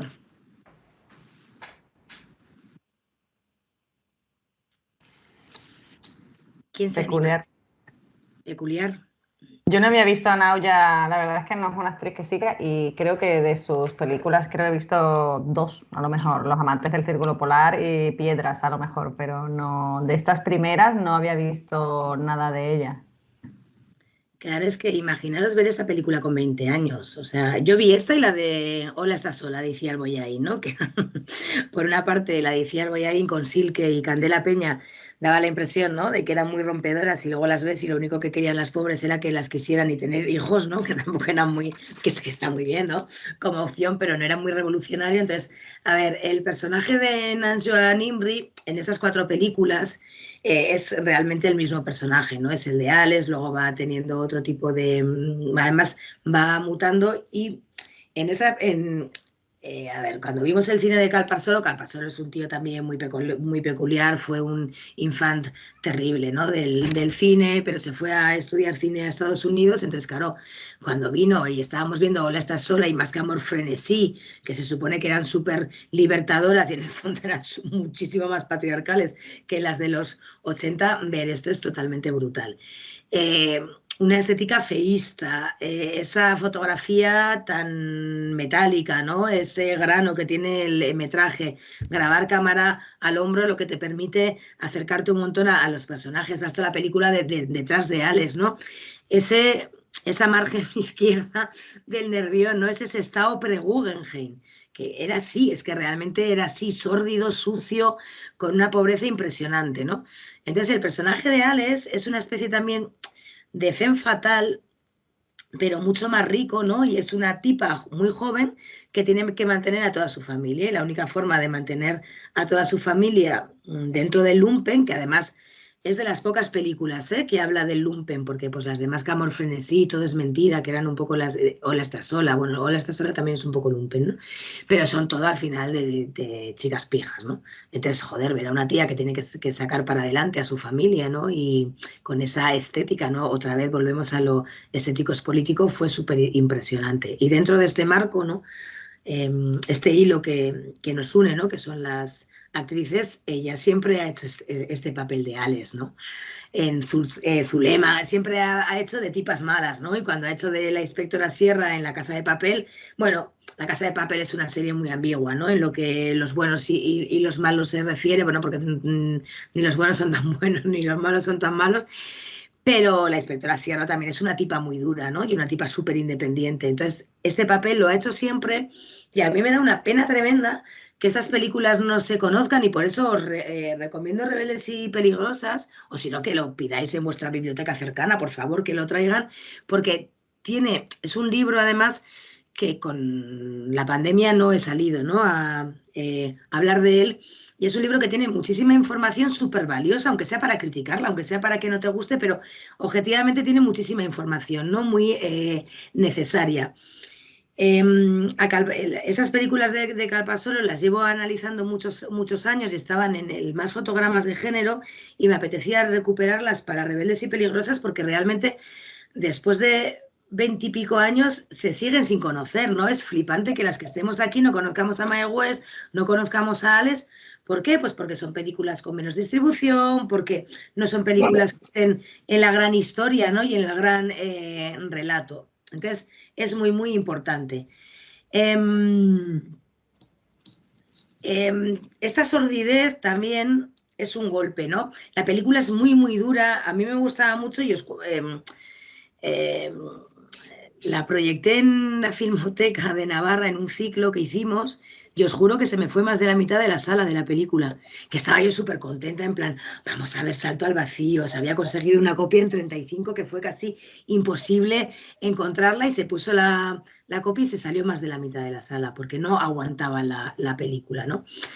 Más allá del nivel de tolerancia que tengamos a la violencia en el cine, yo tengo mucha porque es uno de los temas que analizo en mi vida diaria nula, pero en el cine mucha, ¿no? Entonces, estos personajes son muy diferentes y ya os digo, es que por aquí jugamos, ¿no? Entre el gusto, o sea, realmente me gusta tumbarme y ver chorradas y ver las Kardashian, que es lo que me relaja porque me deja el encefalograma plano, ¿no? Y por otra parte, lo que nos debe ser útil o no útil, pero sí lo que tenemos que conocer, ¿no? Para hacer esta genealogía de actrices, que es lo que hoy hemos hecho, ¿no? Un esbozo para que nos inspiremos más, para que nos divirtamos más y realmente para que seamos más libres, ¿no?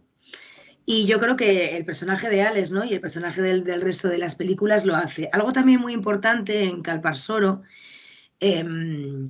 no os voy a poner el fragmento porque aquí estoy en estos 5 minutos decisivos que pongo, ¿no? En estas 4 películas de Calparsoro, algo también brutal es y común a todas las películas, y tiene mucho que ver con este personaje protagonista, como desmonta la masculinidad también. La masculinidad siempre se presenta como frágil, como débil. En Salto al Vacío, el padre de Alex, que ya lo hemos visto ahí, ¿no? En los últimos segundos, es un hombre frágil, es un hombre alcoholizado, es un hombre que no es capaz de mantener a su familia, ¿no? Y para esa masculinidad patriarcal, cuya única misión es mantener a tu familia, en cuanto no lo haces, eres un despojo, ¿no? Y un hombre fracasado, y las mujeres, dentro de cómo nos hemos tenido que buscar la vida y la dificultad te curte, ¿no? Entonces nosotras, la única opción que tenemos no es el alcohol, tenemos redes, tenemos un montón de cosas, y los hombres no. Y para terminar con Anjoa Nimri y con Salto al Vacío y el resto de películas, es también muy potente la representación de la maternidad. Esta Mariví Bilbao, ¿qué me decís de esta Mariví Bilbao, que fue su primer papel protagónico, ¿no? Que luego ya estuvo en la que se avecina, ¿no? Y todas, bueno, antes, no sé cómo, no, aquí no hay quien viva, perdón. ¿No? Esa madre que dice, oye, mira, aquí me planto, yo llevo 20 años cuidándote, chavala, y ahora eres tú, y me traes aquí las cafeteras que no entiendo y me traes el Valentine's, ¿no? Porque yo no me voy a mover de aquí, ¿no? Y a mí esos personajes de madres desnaturalizadas me parecen también muy interesantes. Y que nos causen rechazo, pues me parece aún más interesante, ¿no? Porque por algo nos causan ese rechazo. Con esta confusión que he tenido... Perdón, ¿sí? María, simplemente te comentaba que Edith nos había preguntado hace un ratito en el chat que si después en algún momento tendrías tiempo de comentar la serie del desorden que deja. De una de las que hemos comentado antes, que hemos analizado y demás, por si la habías visto. No la he visto, chicas, no me dan la vida. He oído hablar de ella, pero cualquier otra serie, pero no la he visto. Vale, perfecto. Sí, qué pena, para una cosa, ay, qué pena. Te hemos ido a pillar. Me habéis pillado, ahí me habéis pillado. Bueno, mientras... Sigue. María. Sí, dime. No quiero parecer pueril, porque a lo mejor esta frase para las compañeras es un poco tonta, pero a mí, me está interesando muchísimo lo que estás diciendo como ampliación de mirada. Y cuando has dicho no nos comparamos con los hombres, digo, fíjate qué evidente y a la vez que necesario que lo digas, porque continuamente lo que me ocurría cuando las películas que estás presentando, bueno, con Mae West etcétera, que lo que estaba haciendo, estaba haciendo una comparación, o sea que yo no, que digo, pero si esa mujer está haciendo lo que haría un hombre, por decirlo de alguna forma. Y claro, en el momento que nos liberamos de la necesidad de compararnos, jocalibrio, ¿no? Y me ha impresionado esto que, fíjate tú, digo, por Dios, me ha gustado mucho esto, esta Ay, mirada. qué mágicas que sois. Es que, no, es que me encanta, ¿no? Porque claro, cuando tú investigas y publicas libros que no se venden mucho porque estás en pandemia y porque tampoco te da la vida para difundirlos y porque publicas con editoriales pequeñitas, ¿no? Y tal, que tampoco tienen mucho presupuesto para hacer difusión, ¿no? Dices, ¿no? Yo quiero compartir todo esto. Entonces, me parece tan rico este diálogo, ¿no? Porque a mí me pasó, como os comentaba, ¿no? Con los personajes de acción y dije, pero qué carajo, que la Sandra Bullock de Speed, es que no la tengo que comparar con el Keanu Reeves, es que tenemos entidad propia. Entonces no podemos caer en el juego. Claro, luego, a ver, si no te gustan los juegos del hambre, que no te guste, tía. Si no te gusta la violencia que hay en el cuento de la criada, que no te guste. Pero tiene que existir el cuento de la criada. Tenemos que estar ahí, en la pomada y en el mainstream, porque es que tenemos que estar ahí. Porque si no, ¿qué queremos? Claro, es lo inverso. ¿Qué queremos? Mujeres en juicios, lo que decía antes, mujeres que sufren, mujeres en crisis, ya vale, ¿no? Es verdad. Ya vale, entonces, esto es... Mujeres siempre conscientes, qué aburrimiento. Eso es, vamos a ser un poco locas, ¿no? También, que nos pase como a la Gina a Thelma en Thelma y Luis, ¿no? Que vea un chulazo como Brad Pitt, tío, que parece un dios griego, apolinio, ahí con los abdominales esculpidos a cincel, ahí. ¿Cómo no te lo vas a follar? Y si te da el palo, pues chica. Pues, no, pero la película te permite follártelo y que te dé el palo. ¿No? Claro. Siempre perfecta, siempre ahí en crisis, siempre... No. Entonces, a ver, lo que reivindico con todo... A ver, yo vuelvo a rebeldes y peligrosas todo el rato porque es el concepto, ¿no? Que tengo en la cabeza y todo esto viene de ahí, ¿no? Pero, joder, el disfrute. El disfrute, lo estético es político, tenemos que disfrutar. Y tenemos ya la suerte de tener 50.000 libros, no, pero ya libros que nos hablan de cómo se tiene que analizar el audiovisual, tal, porque a mí lo que me pasa cada vez más es que me encuentro con gente que me dice, jo, es que para dar un taller y que me digan que en Los Simpson, no sé qué, no sé cuántos, o que en la que se avecina, es que es tan obvio que ya no me... Es que yo eso ya me lo sé. Entonces, hemos estado 15 años explicando esto porque la gente no lo sabía, hay gente que todavía no lo sabe y todavía hay que hacerlo. Yo que soy profesora de secundaria, lo tengo que hacer, pero está dentro de mi trabajo, ¿no? Entonces, ahora que ya hay gente que lo sabe, joder, vamos a aprovechar para hacer otro tipo de cosas y para disfrutar, ¿no? ¿Por qué nos tenemos que comparar con los hombres? Que no, que yo no quiero a ver, es inevitable, ¿no? Que nos hayamos identificado con los hombres. A ver, yo cada vez me encuentro más con mujeres súper válidas, amigas mías súper inteligentes. Una amiga mía que era presidenta de un colegio de una ciencia social que al final ha dicho que me voy de aquí, que no estoy dispuesta a amargarme, que no estoy dispuesta a aguantar esta panda de machirulos porque soy mucho más feliz haciendo otro tipo de cosas. Entonces, no es muchas veces que no podamos llegar, sino que no queremos estar. Claro. Y eso también lo tenemos que analizar, ¿no? Y eso también nos permite un marco como el del... Bueno, igual me he ido un poco, ¿no? Pero... No, pero muy, muy interesante. Porque si no queremos estar, no estamos, y punto. Si no queremos estar, no estamos, porque ¿para qué? Vas a dejar de estar tumbada en el sofá, haciendo zumba, dándote un paseo, yo qué sé, cualquier cosa y tienes que estar aguantando ahí una panda de machirulos. Entonces yo lo entiendo perfectamente y le dije, es que me parece genial que lo hagas. ¿Para qué? Sí.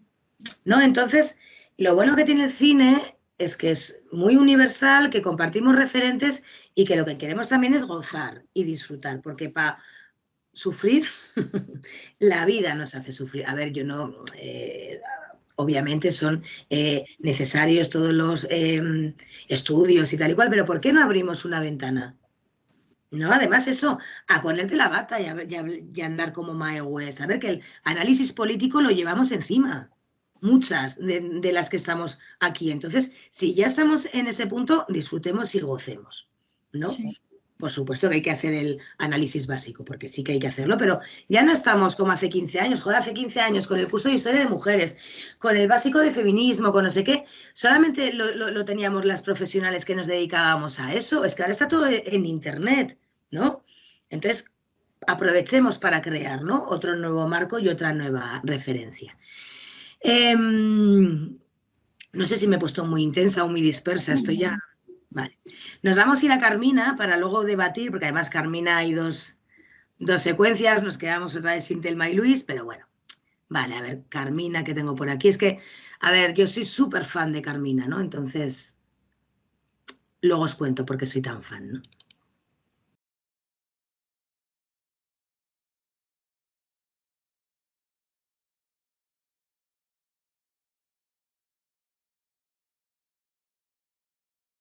Bueno, yo soy muy, muy fan de Carmina Barrios y me ha tocado en talleres con secundaria de tener que irse las profesoras de la sala, ¿no?, de una sala muy grande, porque se morían de risa con el fragmento con el que vamos a finalizar. Carmina Barrios es la madre de Paco León, actor y director de cine. Cuando estrenó la película, bueno, es una película, son Carmina o Revienta, ¿no?, en alusión al título de la película de Vicente Aranda, El Ute, Camina o Revienta, y luego está Carmina y Amén, ¿no? Entonces, Carmina o Revienta se graba con una cámara. Bueno, ahora no cualquier persona, obvio, ¿no? Pero se puede grabar cortos, ya no te tienes que comprar una cámara, ni el 35 ni nada, sino con una cámara digital decente se pueden hacer totalmente virguerías, ¿no? Entonces Paco León graba a su madre y la estrena en el Festival de Málaga y es un puntazo, ¿no? Y un exitazo. Además, entonces Paco León estaba interpretando a Luisma, ¿no?, en la serie de Aída, entonces, bueno, pues tenía una fama bastante importante. Paco León es muy interesante como cineasta, ¿no? Además, como ha pedido perdón, ¿no?, por aquella secuencia de Kiki, El amor se hace, la semana pasada, pues ya se lo perdonamos. Carmina es muy importante. Bueno, lo primero, o sea, esa fusión no es una actriz profesional, sino que es su madre, pero bueno, yo si tuviera una madre como la de Paco León, le haría también, ¿no?, un par de películas. Carmina es un portento, ¿no?, de la naturaleza, es una monstrua y es muy importante desde el punto de vista cinematográfico, el tratamiento cinematográfico, ¿no? Lo que hace Carmina es lo que han hecho y hacemos muchas mujeres, que es estar en la cocina por la noche solas, ¿no? En lo doméstico, porque hasta ahora todo lo que hemos visto, bueno, menos la secuencia de Nancy Joan Imri con su madre, pero casi toda la película, ¿no?, está ella, está de peleas de perros y tal, siempre por la calle, ¿no? Casi todo está en lo público, ¿no? Entonces, de la misma manera que no tenemos que tomar al hombre como referencia, tenemos que reivindicar también lo doméstico, ¿no? Un tema personal, a ver, yo me creí, ¿no?, esto del modelo masculino, ¿no?, de para triunfar en tu vida tienes que estar en el mercado laboral, El éxito está en que tú ganes dinero, en que tengas una carrera, que tiene mucho que ver con el feminismo de la igualdad, que también es lógico, ¿no?, porque es por donde se empezó. Y ahora ya, claro, es lo que tiene la edad. Cuando voy cumpliendo años y ya mis hijos ya no son pequeños, sino que son bastante mayores, me doy cuenta de que soy doctora, de que soy crítica de cine, de que soy profesora, pero que tengo una parte súper importante de cuidadora y de madre y de ama de casa que jamás he estado orgullosa y que cada vez estoy más orgullosa de ella. He tenido hace poco un trabajo de gestión, que ha sido una temporada muy cortita de gestión y dirección, que tampoco es un mundo que se me dé especialmente bien, y el mayor instrumento que he tenido para enfrentarme a dirigir un equipo ha sido ser madre. Las enseñanzas que me ha dado ser madre, de gestionar, de no sé qué, de tal, de cual, de educar. Entonces, reivindicar lo doméstico, en este caso desde una generación muy determinada, que es la de Carmina, que nos remite, pues no sé, Carmina es un poco más joven que mi madre va a hacer 71 años y no ha trabajado nunca fuera de casa, ¿no? Siempre ha trabajado dentro de casa.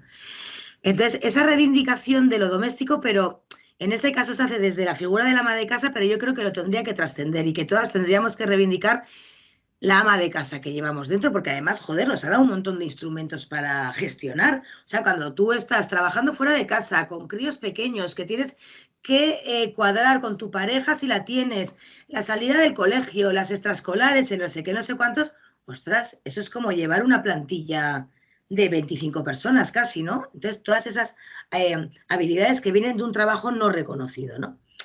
Lo que hace Paco León con Carmina es reivindicar la generación de su madre, de esas mujeres que solamente han estado en casa, y lo que hace es sentarla en la mesa de la cocina, ponerle una cámara delante y grabarla. Entonces, todo ese pensar de esa ama de casa, que es una ama de casa muy peculiar, ya no se queda en la cocina, sino que trasciende porque se ha grabado, ¿no? En la cámara. La forma de poner la cámara delante de ella y tal cual, bueno, pues no voy a entrar mucho en el análisis cinematográfico, pero tiene una potencia y unas consecuencias enormes. Por otra parte, Carmina es una mujer que, bueno, lumpen no es, ¿no? Pero muy precaria sí. Entonces, las estrategias que tiene para sobrevivir, más allá de que sean bastante cuestionables, yo creo que son muy interesantes, ¿no? Y aparte volvemos con lo que hemos empezado, ¿no? A ese costumbrismo que en el fondo nos parezca mejor o nos parezca peor, nos guste más o nos guste menos, nos gusta muchísimo y nos une mucho. Yo qué sé, va con la idiosincrasia, ¿no? La idiosincrasia es como lo que hemos dicho de la maternidad y la sexualidad. Hay algo que no se puede medir, pues yo qué sé, algo, ¿no? que nos une. Y en este caso es el personaje de Carmina. Hay otra secuencia muy interesante.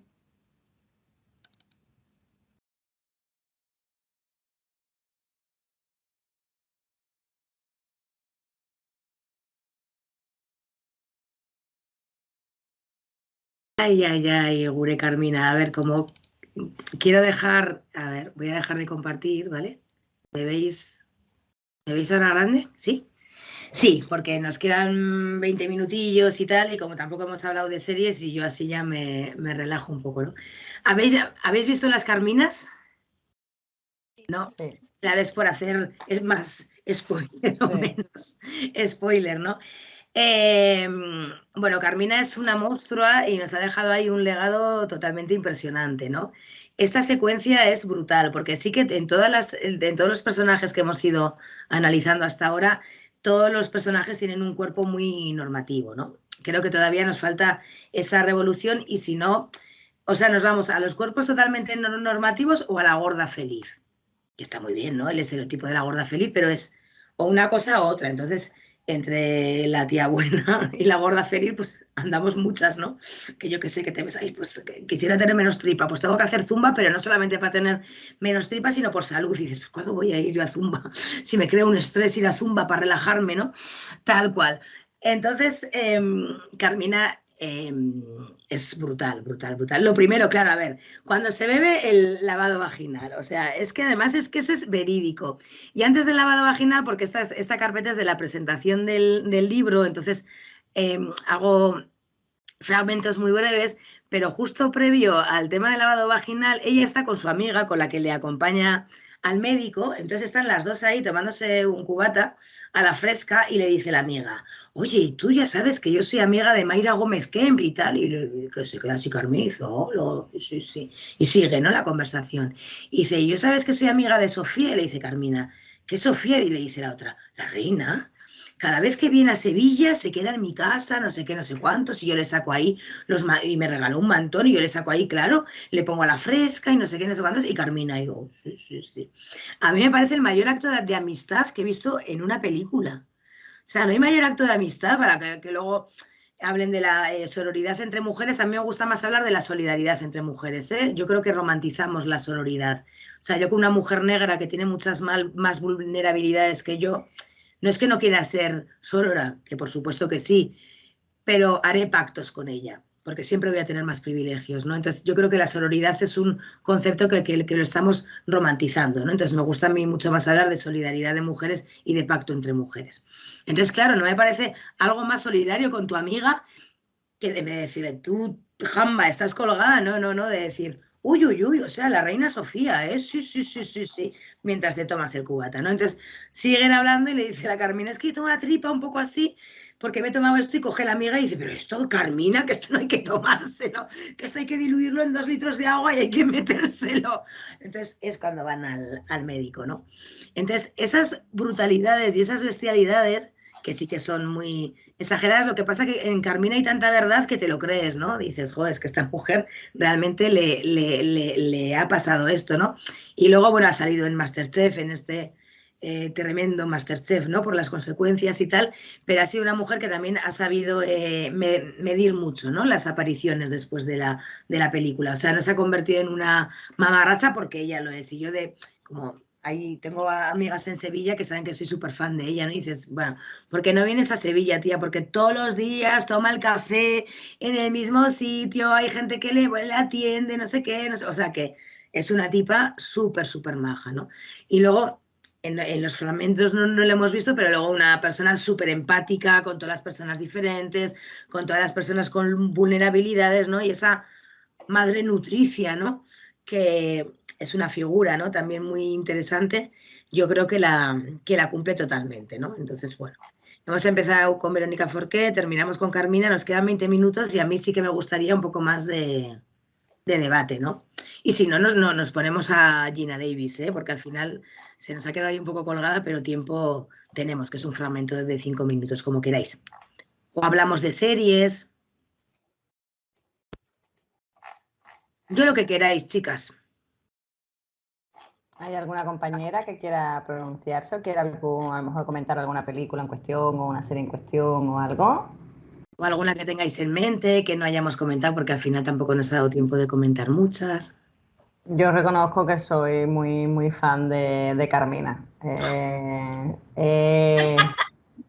Puro ambiente, es que además es que es Sevilla pura, ¿sabes? Que toda la estética, la forma de relacionarse, la forma de cómo te va tomando tú las cosas, no sé, y ella es tan central en esa película, en ambas películas, es que no puedes dejar de estar atento a cada momento. Las escenas en la cocina son tan poderosas. Yo ese momento en el que se come un yogur Sí. así, es exquisito. Es decir, y que lo haga y digas tú, esa imagen además me suena y como que me da la patata, ¿no? Y se come el yogur así. Es exquisita y la relación que tiene con las amigas, con la hija, etcétera. La relación que también tiene con el marido, tanto en la primera y después con la segunda. Es curioso. A mí, por ejemplo, la relación con el marido también me es curiosa dentro de la película, ¿sabes? Ese padre no presente como en todo, que es muy, muy andaluz de vivir en el Wishi. Sí. Es también curioso, ¿no? Esa madre todoterreno que para mí, por ejemplo, es un ideario muy andaluz, ¿sabes?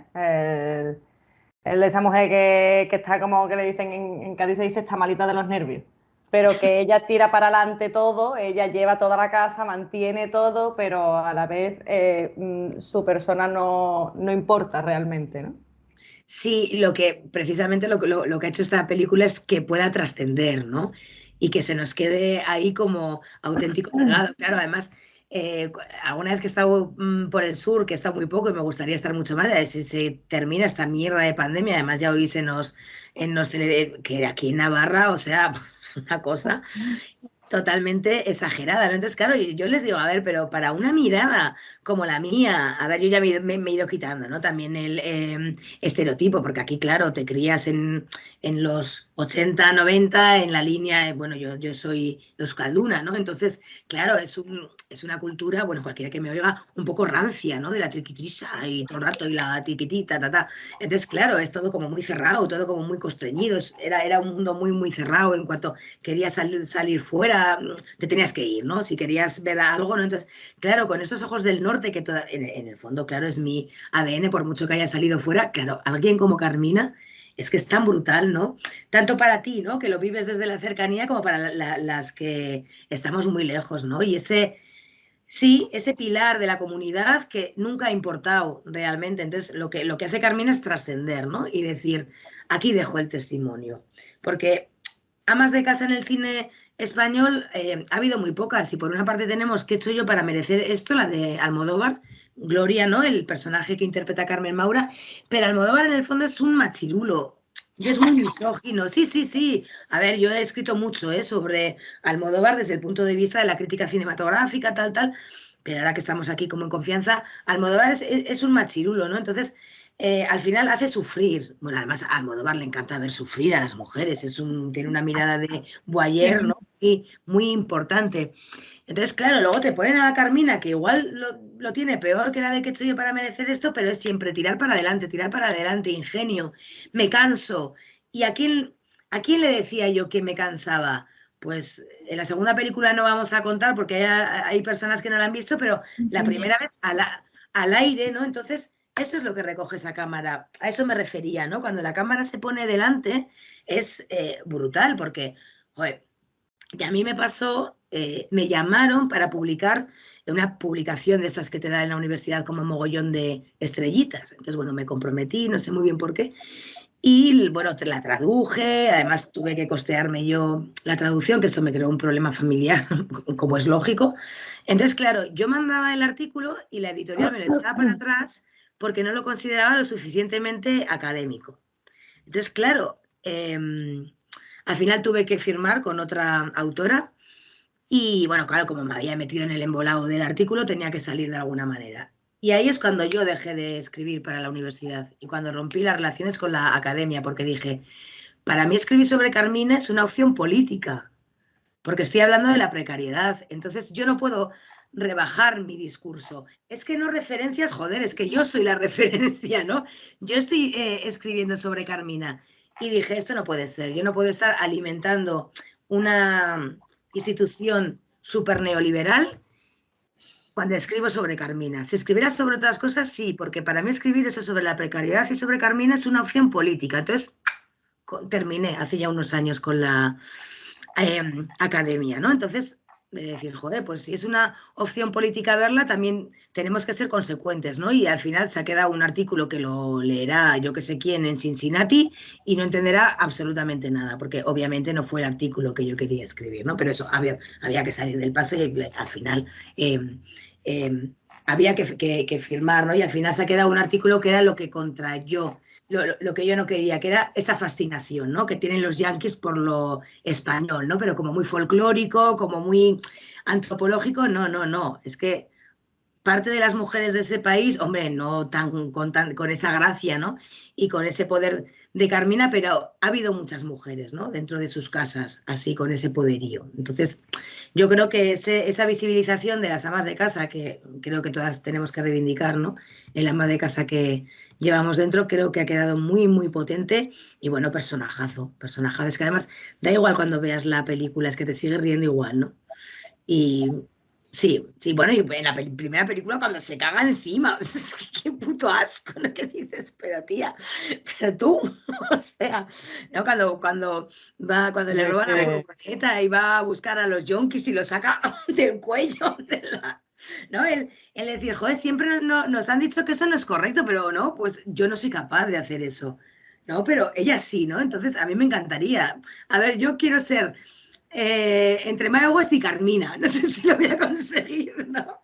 No por tía buena, ¿no? Como Mae West, sino con esa actitud y muy Carmina, muy Carmina. Tenemos que ser todas muchísimo más Mae West y muchísimo más Carmina, por nada, en lugar de con esas batas del Woman Secret que las ponen por 15 euros, ¿no?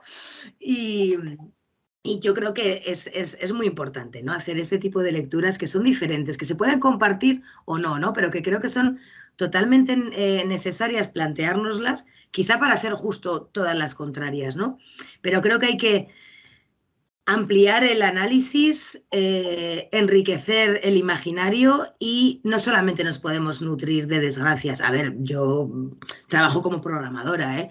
Entonces, bueno, ¿no? En ciclos largos que continúan en el tiempo, pues bueno, hay que también, para gente sobre todo que se acerca, que no tiene estos conocimientos que podemos tener nosotras, sí que hay que poner películas, pero tenemos que ampliar el imaginario, porque al final, si solamente vemos mujeres víctimas o mujeres en procesos de empoderamiento, nos estamos revictimizando y nos estamos metiendo en ese bucle del empoderamiento, que es súper cansino, ¿no? No nos cansa estar empoderadas todo el día, porque a mí sí.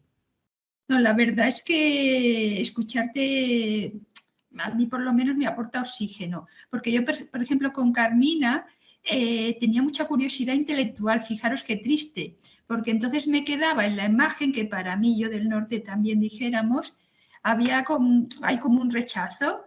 Entonces al escucharos, bueno, y al verla me he reído a carcajada, ¿no? Pero hay como aquello de que no, que sí intelectualmente tienes curiosidad, porque además Paco León me chifla, pero no la pongo. Y por eso es que es verdad, muchas veces uno se bloquea en lo sesudo, la revictimización me ha parecido también la idea muy interesante. Sí, sí, sí. Es que si solo nutrimos el imaginario con mujeres que van a... Además, si ya sabemos cómo funcionan los juicios y el de la manada, ¿no? Por mencionar el... Bueno, da igual, el de hace 3 semanas, ¿no? Esta chavalita de 13 años que la violaron su novio de 19 y el primo, o sea, que tampoco nos tenemos que ir a la manada que fue un macro... Y bueno, a ver, yo sí que me he enterado por tema de fuerzas de seguridad de aquí, de decir, o sea, ha habido casos muy similares al de la manada, incluso más fuertes, y la víctima nos ha atrevido a denunciar porque no estaba preparada para que se hiciera público y nos manifestáramos en la calle. Es muy fuerte. No estaba preparada. Yo con eso... Y no es políticamente correcto decirlo, porque además nos manifestamos pensando que es lo mejor que podemos hacer. Pero quizá... Yo aquí tuve... Ahora, como estamos, yo aquí sí que tuve cierto roce, ¿no? Con cierta parte del movimiento feminista de Pamplona que nos... bueno, pues sí, hubo un llamamiento cuando fue la sentencia de la manada a ir allá a gritar a la puerta del juzgado. No. Gritaban cuando se estaba desarrollando el juicio y lo interrumpieron. No, que yo no creo en la justicia, ¿eh? O en según qué parte de la justicia, pero bueno, vamos a ir respetando los tiempos. Nos estamos manifestando y estamos ahí, pero no todo el mundo tiene esa capacidad. Y sobre todo porque cuando las mujeres denuncian, que es otro lugar común del feminismo, que yo no estoy... En algún momento me dicen, jo, es que estás diciendo que no se denuncie. No, no, no, no, no. Estoy diciendo que si tenemos la información de que hay gente que no denuncia porque no identifica por miedo o por presión, igual tenemos que analizar, ¿no? La película que os recomiendo, aunque es un poquito larga, es El último duelo de Ridley Scott. Toca muy bien el tema de la mujer, lo que suponía denunciar una violación. No quiero hacer spoiler, porque claro, lo bueno que tiene esta película es que vaya virginal. Y os la recomiendo efusivamente, es larga, insisto, pero con una mirada, o sea, sin prejuicios, y yo la vi en el cine, en pantalla grande es más gustosa. Os la recomiendo. Me estaba despidiendo porque Clara nos dice que se va, ¿no? ¡Ay! Sí. Bueno, de todas maneras, hemos estado como muy en petit comité, ¿no? Solamente hemos estado nosotras. Uy. Suele pasar. No te oímos. Que Ha suele habido pasar. hasta 20 personas, pero las cámaras en estos eventos parece que a la gente como que les da miedo que le vean en su casa, ¿sabes? Ah, vale, porque no, yo, El claro, blur no les funciona, ¿sabes? El blur es lo mejor que puede aparecer en el Teams y en el Zoom. Este blur es lo mejor que ha podido inventarse, ¿sabes? sí, ¿no? Yo porque tengo ahí el póster para hacer publicidad. Hace publi, ¿no? Uy, además luego porque me muevo, pero no os podéis imaginar lo que me ha costado el plano, ¿eh? Para que se viera todo. Además, estamos entre el material deportivo. Entre la habitación adolescente y la habitación de trabajo. Bueno, Yo he ido a buscar un libro que os recomiendo también porque he pensado, o sea, cuando has hecho publicitado de bueno, muy bien, publicitado tu libro, he pensado que es un libro que puede ser como este, en el sentido que rompe esquemas. Sí. Porque este también, el tema de la violación, te obliga a una mirada 100% diferente. Y tú, por lo que parece, por lo que estás explicando, también rompes esquemas. A ver, Virginie Despentes está en el libro. Hay un capítulo de western, otro de acción, otro de violencia, sexualidad y maternidad. Entonces, en el de violencia, analizo la película de Fóllame, de Virginie Despentes. Virginie Despentes tiene una peli y a mí Teoría King Kong me dio una hostia que flipas, ¿no? Yo cuando lo leía, ¿no? Y me decía, pues más prostitutas las que están en la pareja heterosexual. Yo decía, joder, si estoy en una pareja heterosexual, entonces es lo guay, ¿no? Que te revuelve para decir, oye, pues chica, yo considero que estoy en una equidad, ¿no? Bueno, luego es todo mucho más complejo, ¿no? Pero dices, uy, de esto que te mueve y te quita de tu zona de confort, que es guay, para que luego vuelvas a ella más rica y para que haya un montón de miradas. Entonces, es muy interesante porque Virginie Despentes lo que hace, que luego ella hace lo mismo, ¿eh? En su película, pero critica todas estas películas que os he dicho de rape revenge, ¿no? Que empiezan en la década de los 70, que son muy fuertes visualmente, porque ella dice que son las típicas, además es verdad, que son personajes femeninos que son lo que pensarían los tíos que dirigen esa película que harían ellos si les violaran, ¿no? Entonces, es muy interesante porque incluye toda esa reflexión que ella hace, pero luego ella en su película de Fóllame creo que hace exactamente lo mismo. Entonces ya no tengo tan claro que sea un tío, ¿no? Pero sí, sí, muy, muy interesante. Y sobre todo lo guay que tiene Rebeldes y Peligrosas es que, claro, como me marché de la academia por Carmina, pues que ya recuperas un poco ese lenguaje de crítica de cine, ¿no? Más de crítica. Bueno, a mí la academia siempre se me ha cuestionado mucho porque se me ha entendido. Es que se te entiende, tía. Y yo, hombre, ya claro, pues para hacer una frase así, en la que no estoy diciendo nada, prefiero resumirla en 5 palabras. Pero queda muy bien. Sí. Claro. Sí, bueno, luego... Dime, sí. María, te quería comentar que Laura nos recomendaba también el Sí. libro de Cómo ser mujer de Caitlin Moran. Sí, además es muy divertido. Yo A ver, también me lo he leído. sí, yo creo que... Bien, pero tampoco... Sí, pero bueno, es divertido. Bueno, es un poco como ser mujer como ser mujer y no morir en el intento, ¿no? Pero, ojo, a ver, ¿qué queremos? ¿Escribir artículos de Carmina que encima te cuestan pasta porque estás dentro del sistema académico y que no se lo lee ni Cristo? No, queremos libros y artículos que se los lea la gente. A ver, yo estoy por la divulgación y por la difusión y hace ya muchos años que he dicho, si un chaval o chavala de 15 años no entiende lo que estoy diciendo, más o menos adaptado, ¿no? Es que no vale lo que digo, ¿no? Entonces, yo qué sé, tenemos que ir un poco ahí y luego, bueno, si os dais cuenta, a ver, sí que en Rebeldes y Peligrosas hay películas de culto, ¿eh? Hablo de las cineastas de la transición, hablo también de otro tipo de películas, de Wanda, de Bárbara Loden, en lo que tiene que ver con la maternidad, Una mujer bajo la influencia, de John Casavetes, western desconocidos, pero en el fondo es súper interesante analizar el mainstream porque lo ve todo el mundo. ¿Qué habéis hecho vosotras con la mirada púrpura, no? El enfoque púrpura, perdón. El enfoque en púrpura. Realmente ir a qué es lo que ve la gente. Entonces, La Casa de Papel te puede parecer yo que sé qué, pero solamente con las frases que dice Nairobi sobre el patriarcado. Es muy interesante eso. Además, como es luego patriarcado, lo que tengo aquí colgado, ¿no? Entonces, por una parte dices esto y por otra parte, ¿pero qué es eso lo que hay fuera, no? A mí de La Casa de Papel lo que me sorprendió muy gratamente es que hombres y mujeres hacen lo que les da la gana, o sea, que ninguno cumple un rol predeterminado. Eso me pareció muy interesante de esta serie. Bueno, no he visto el último volumen, pero... Hoy hay, además, está bien, ¿eh? No te voy a hacer spoiler, pero está bien el final de La Casa de Papel. Hazte un maratón, además en una tarde larga te la ves. Y está bien, sí, lo han resuelto muy... Iba a decir resolvido, perdón. Lo han resuelto muy bien y está muy bien. Y es, pues bueno, son personas... A ver, pero es que, ¿quién es perfecta en su vida? Y quién... Es que a mí esto de... y pasa mucho, ¿no? Es que la película no cuenta, a ver, joder, haz tú tu película. Tenemos que analizar lo que la película cuenta. Hay veces que dices, jo, qué pena que no haya ido por aquí, ¿no? A mí me hubiera gustado, pero que yo no soy la directora de la película, ni la guionista. Entonces, lo que yo tengo que analizar como... Además, claro, como ahora todo el mundo es crítico de cine, crítica de cine, y todo el mundo en Facebook puede opinar sobre cualquier cosa, no. Hace falta y luego...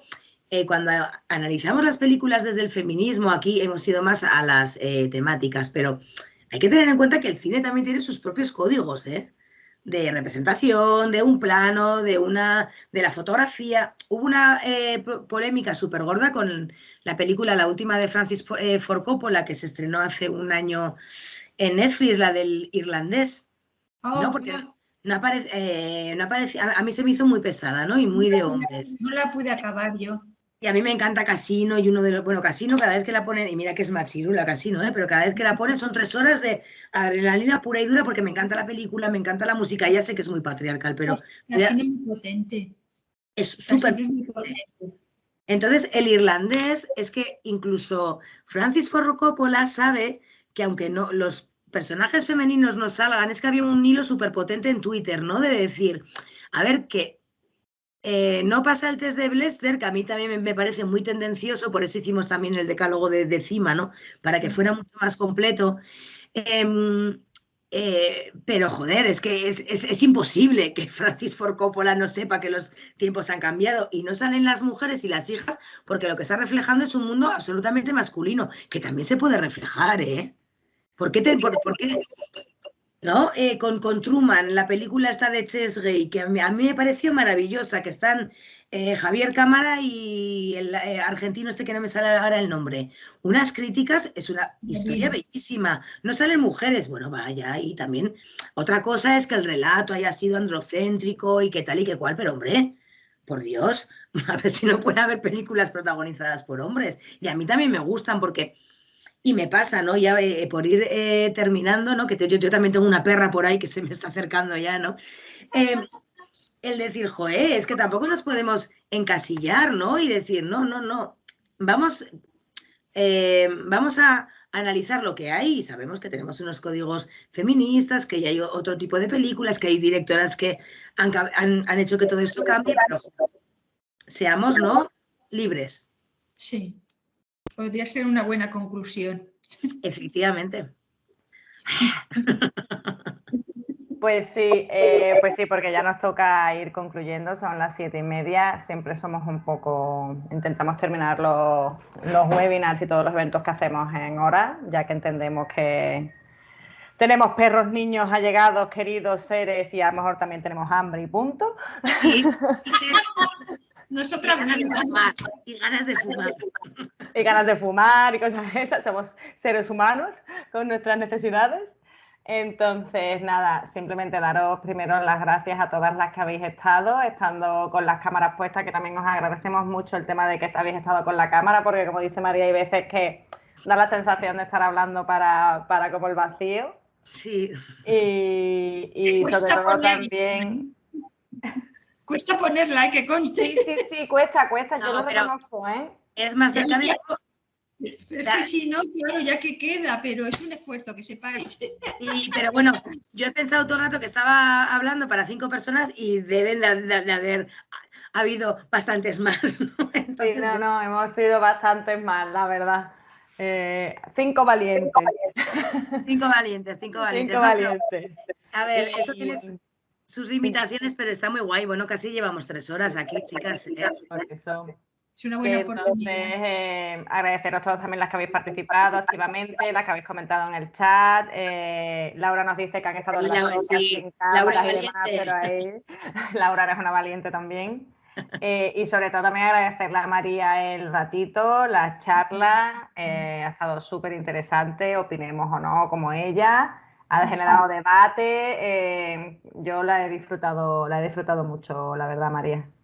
Ha sido un placer. A mí, como no estoy teniendo muchas ocasiones, por lo que os digo, sobre todo por la situación, ¿no?, de pandemia y porque yo también he estado a otras historias así potentes que tampoco he podido, ¿no?, dedicarme a esto. Entonces, para mí, hablar de todos estos planteamientos de las actrices, de Rebeldes y Peligrosas, hemos homenajeado a Verónica Forqué, pues es que es un placer absolutamente inmenso. Bueno, a mí esto me apasiona, está claro, ¿no? Yo creo que se nota, que se transmite y bueno, ahora que estoy también además a otros rollos y a otras historias y que me estoy metiendo en otros mundos, pues bueno, mantengo esto, ¿no? Y para mí es un lugar, ¿no?, de libertad, de pensamiento y eso, que fluya y que pensemos y que, bueno, pues que yo creo que está bien, ¿no? Y luego cuesta mucho escribir un libro. Yo he tenido mucha suerte, ¿eh?, porque sabía que lo iba a publicar desde el principio, me lo habían, o sea, estaba clarísimo. Publiqué con la editorial un artículo sobre feminismo mainstream en un relato colectivo, en un libro que se titula Feminismo del 99%, que también es muy interesante. Y tenía muy claro, ¿no?, que se iba a publicar, entonces, y yo quiero que os lo leáis, lo primero, porque como os digo, hay muchísima información y la información no se puede quedar en un libro, la información tiene que fluir. Y por otra parte, bueno, yo creo que es un triunfo, ¿no? Escribir un libro. Y cuesta mucho, pero yo lo he disfrutado muchísimo. A ver, he escrito 6, ¿no? Bueno, otros de historia local que no han trascendido tanto, pero he escrito 6 libros y este es el que mejor me lo he pasado. Me he divertido mucho, tiene muy mala leche, mucha ironía. Y yo creo que sí, que sí. Bueno, aparte que eso, que si os lo compráis, genial, ¿no? Pero bueno, como tengo tan pocas ocasiones de hablar de él y que bueno, pues que seguramente que nos volveremos a encontrar. La siguiente de directoras. Sí. Pues Cuantitativo y mira, cualitativo. hay que guardarse el de directoras para la próxima y sí, nada, publicidad bienvenida, hagamos publi de lo que hacemos, que para algo nos esforzamos. Claro que sí. Y para algo estamos aquí comentándolo. Y nada, bueno, Belén quería decirte que muchas gracias, que sentía no haber podido estar, que es la coordinadora del proyecto en FUCEM. Y bueno, ha estado malita. Que se cuide mucho. Y nada, le mandamos también por aquí muchos besitos. Y nada, os liberamos. Con esto simplemente recordaros que este es el primer webinar de 12, ¿vale? Que vamos a estar, que en enfuquenenpurpura.org podéis encontrar toda la información sobre el proyecto. Está el resumen ejecutivo, colgaremos el diagnóstico, iremos colgando también la información sobre todos los webinars y todas las fases que quedan pendientes. Así que nada, simplemente os invito a ir consultándola y si estáis interesadas, pues seguros que nos vemos en otro webinar de estos. Seguro que sí. Gracias, Seguro. Marina. Muchísimas gracias, ahora me voy María. a descansar un poco que me he quedado agotada, tanta pasión. Sí, normal, ¿sabes?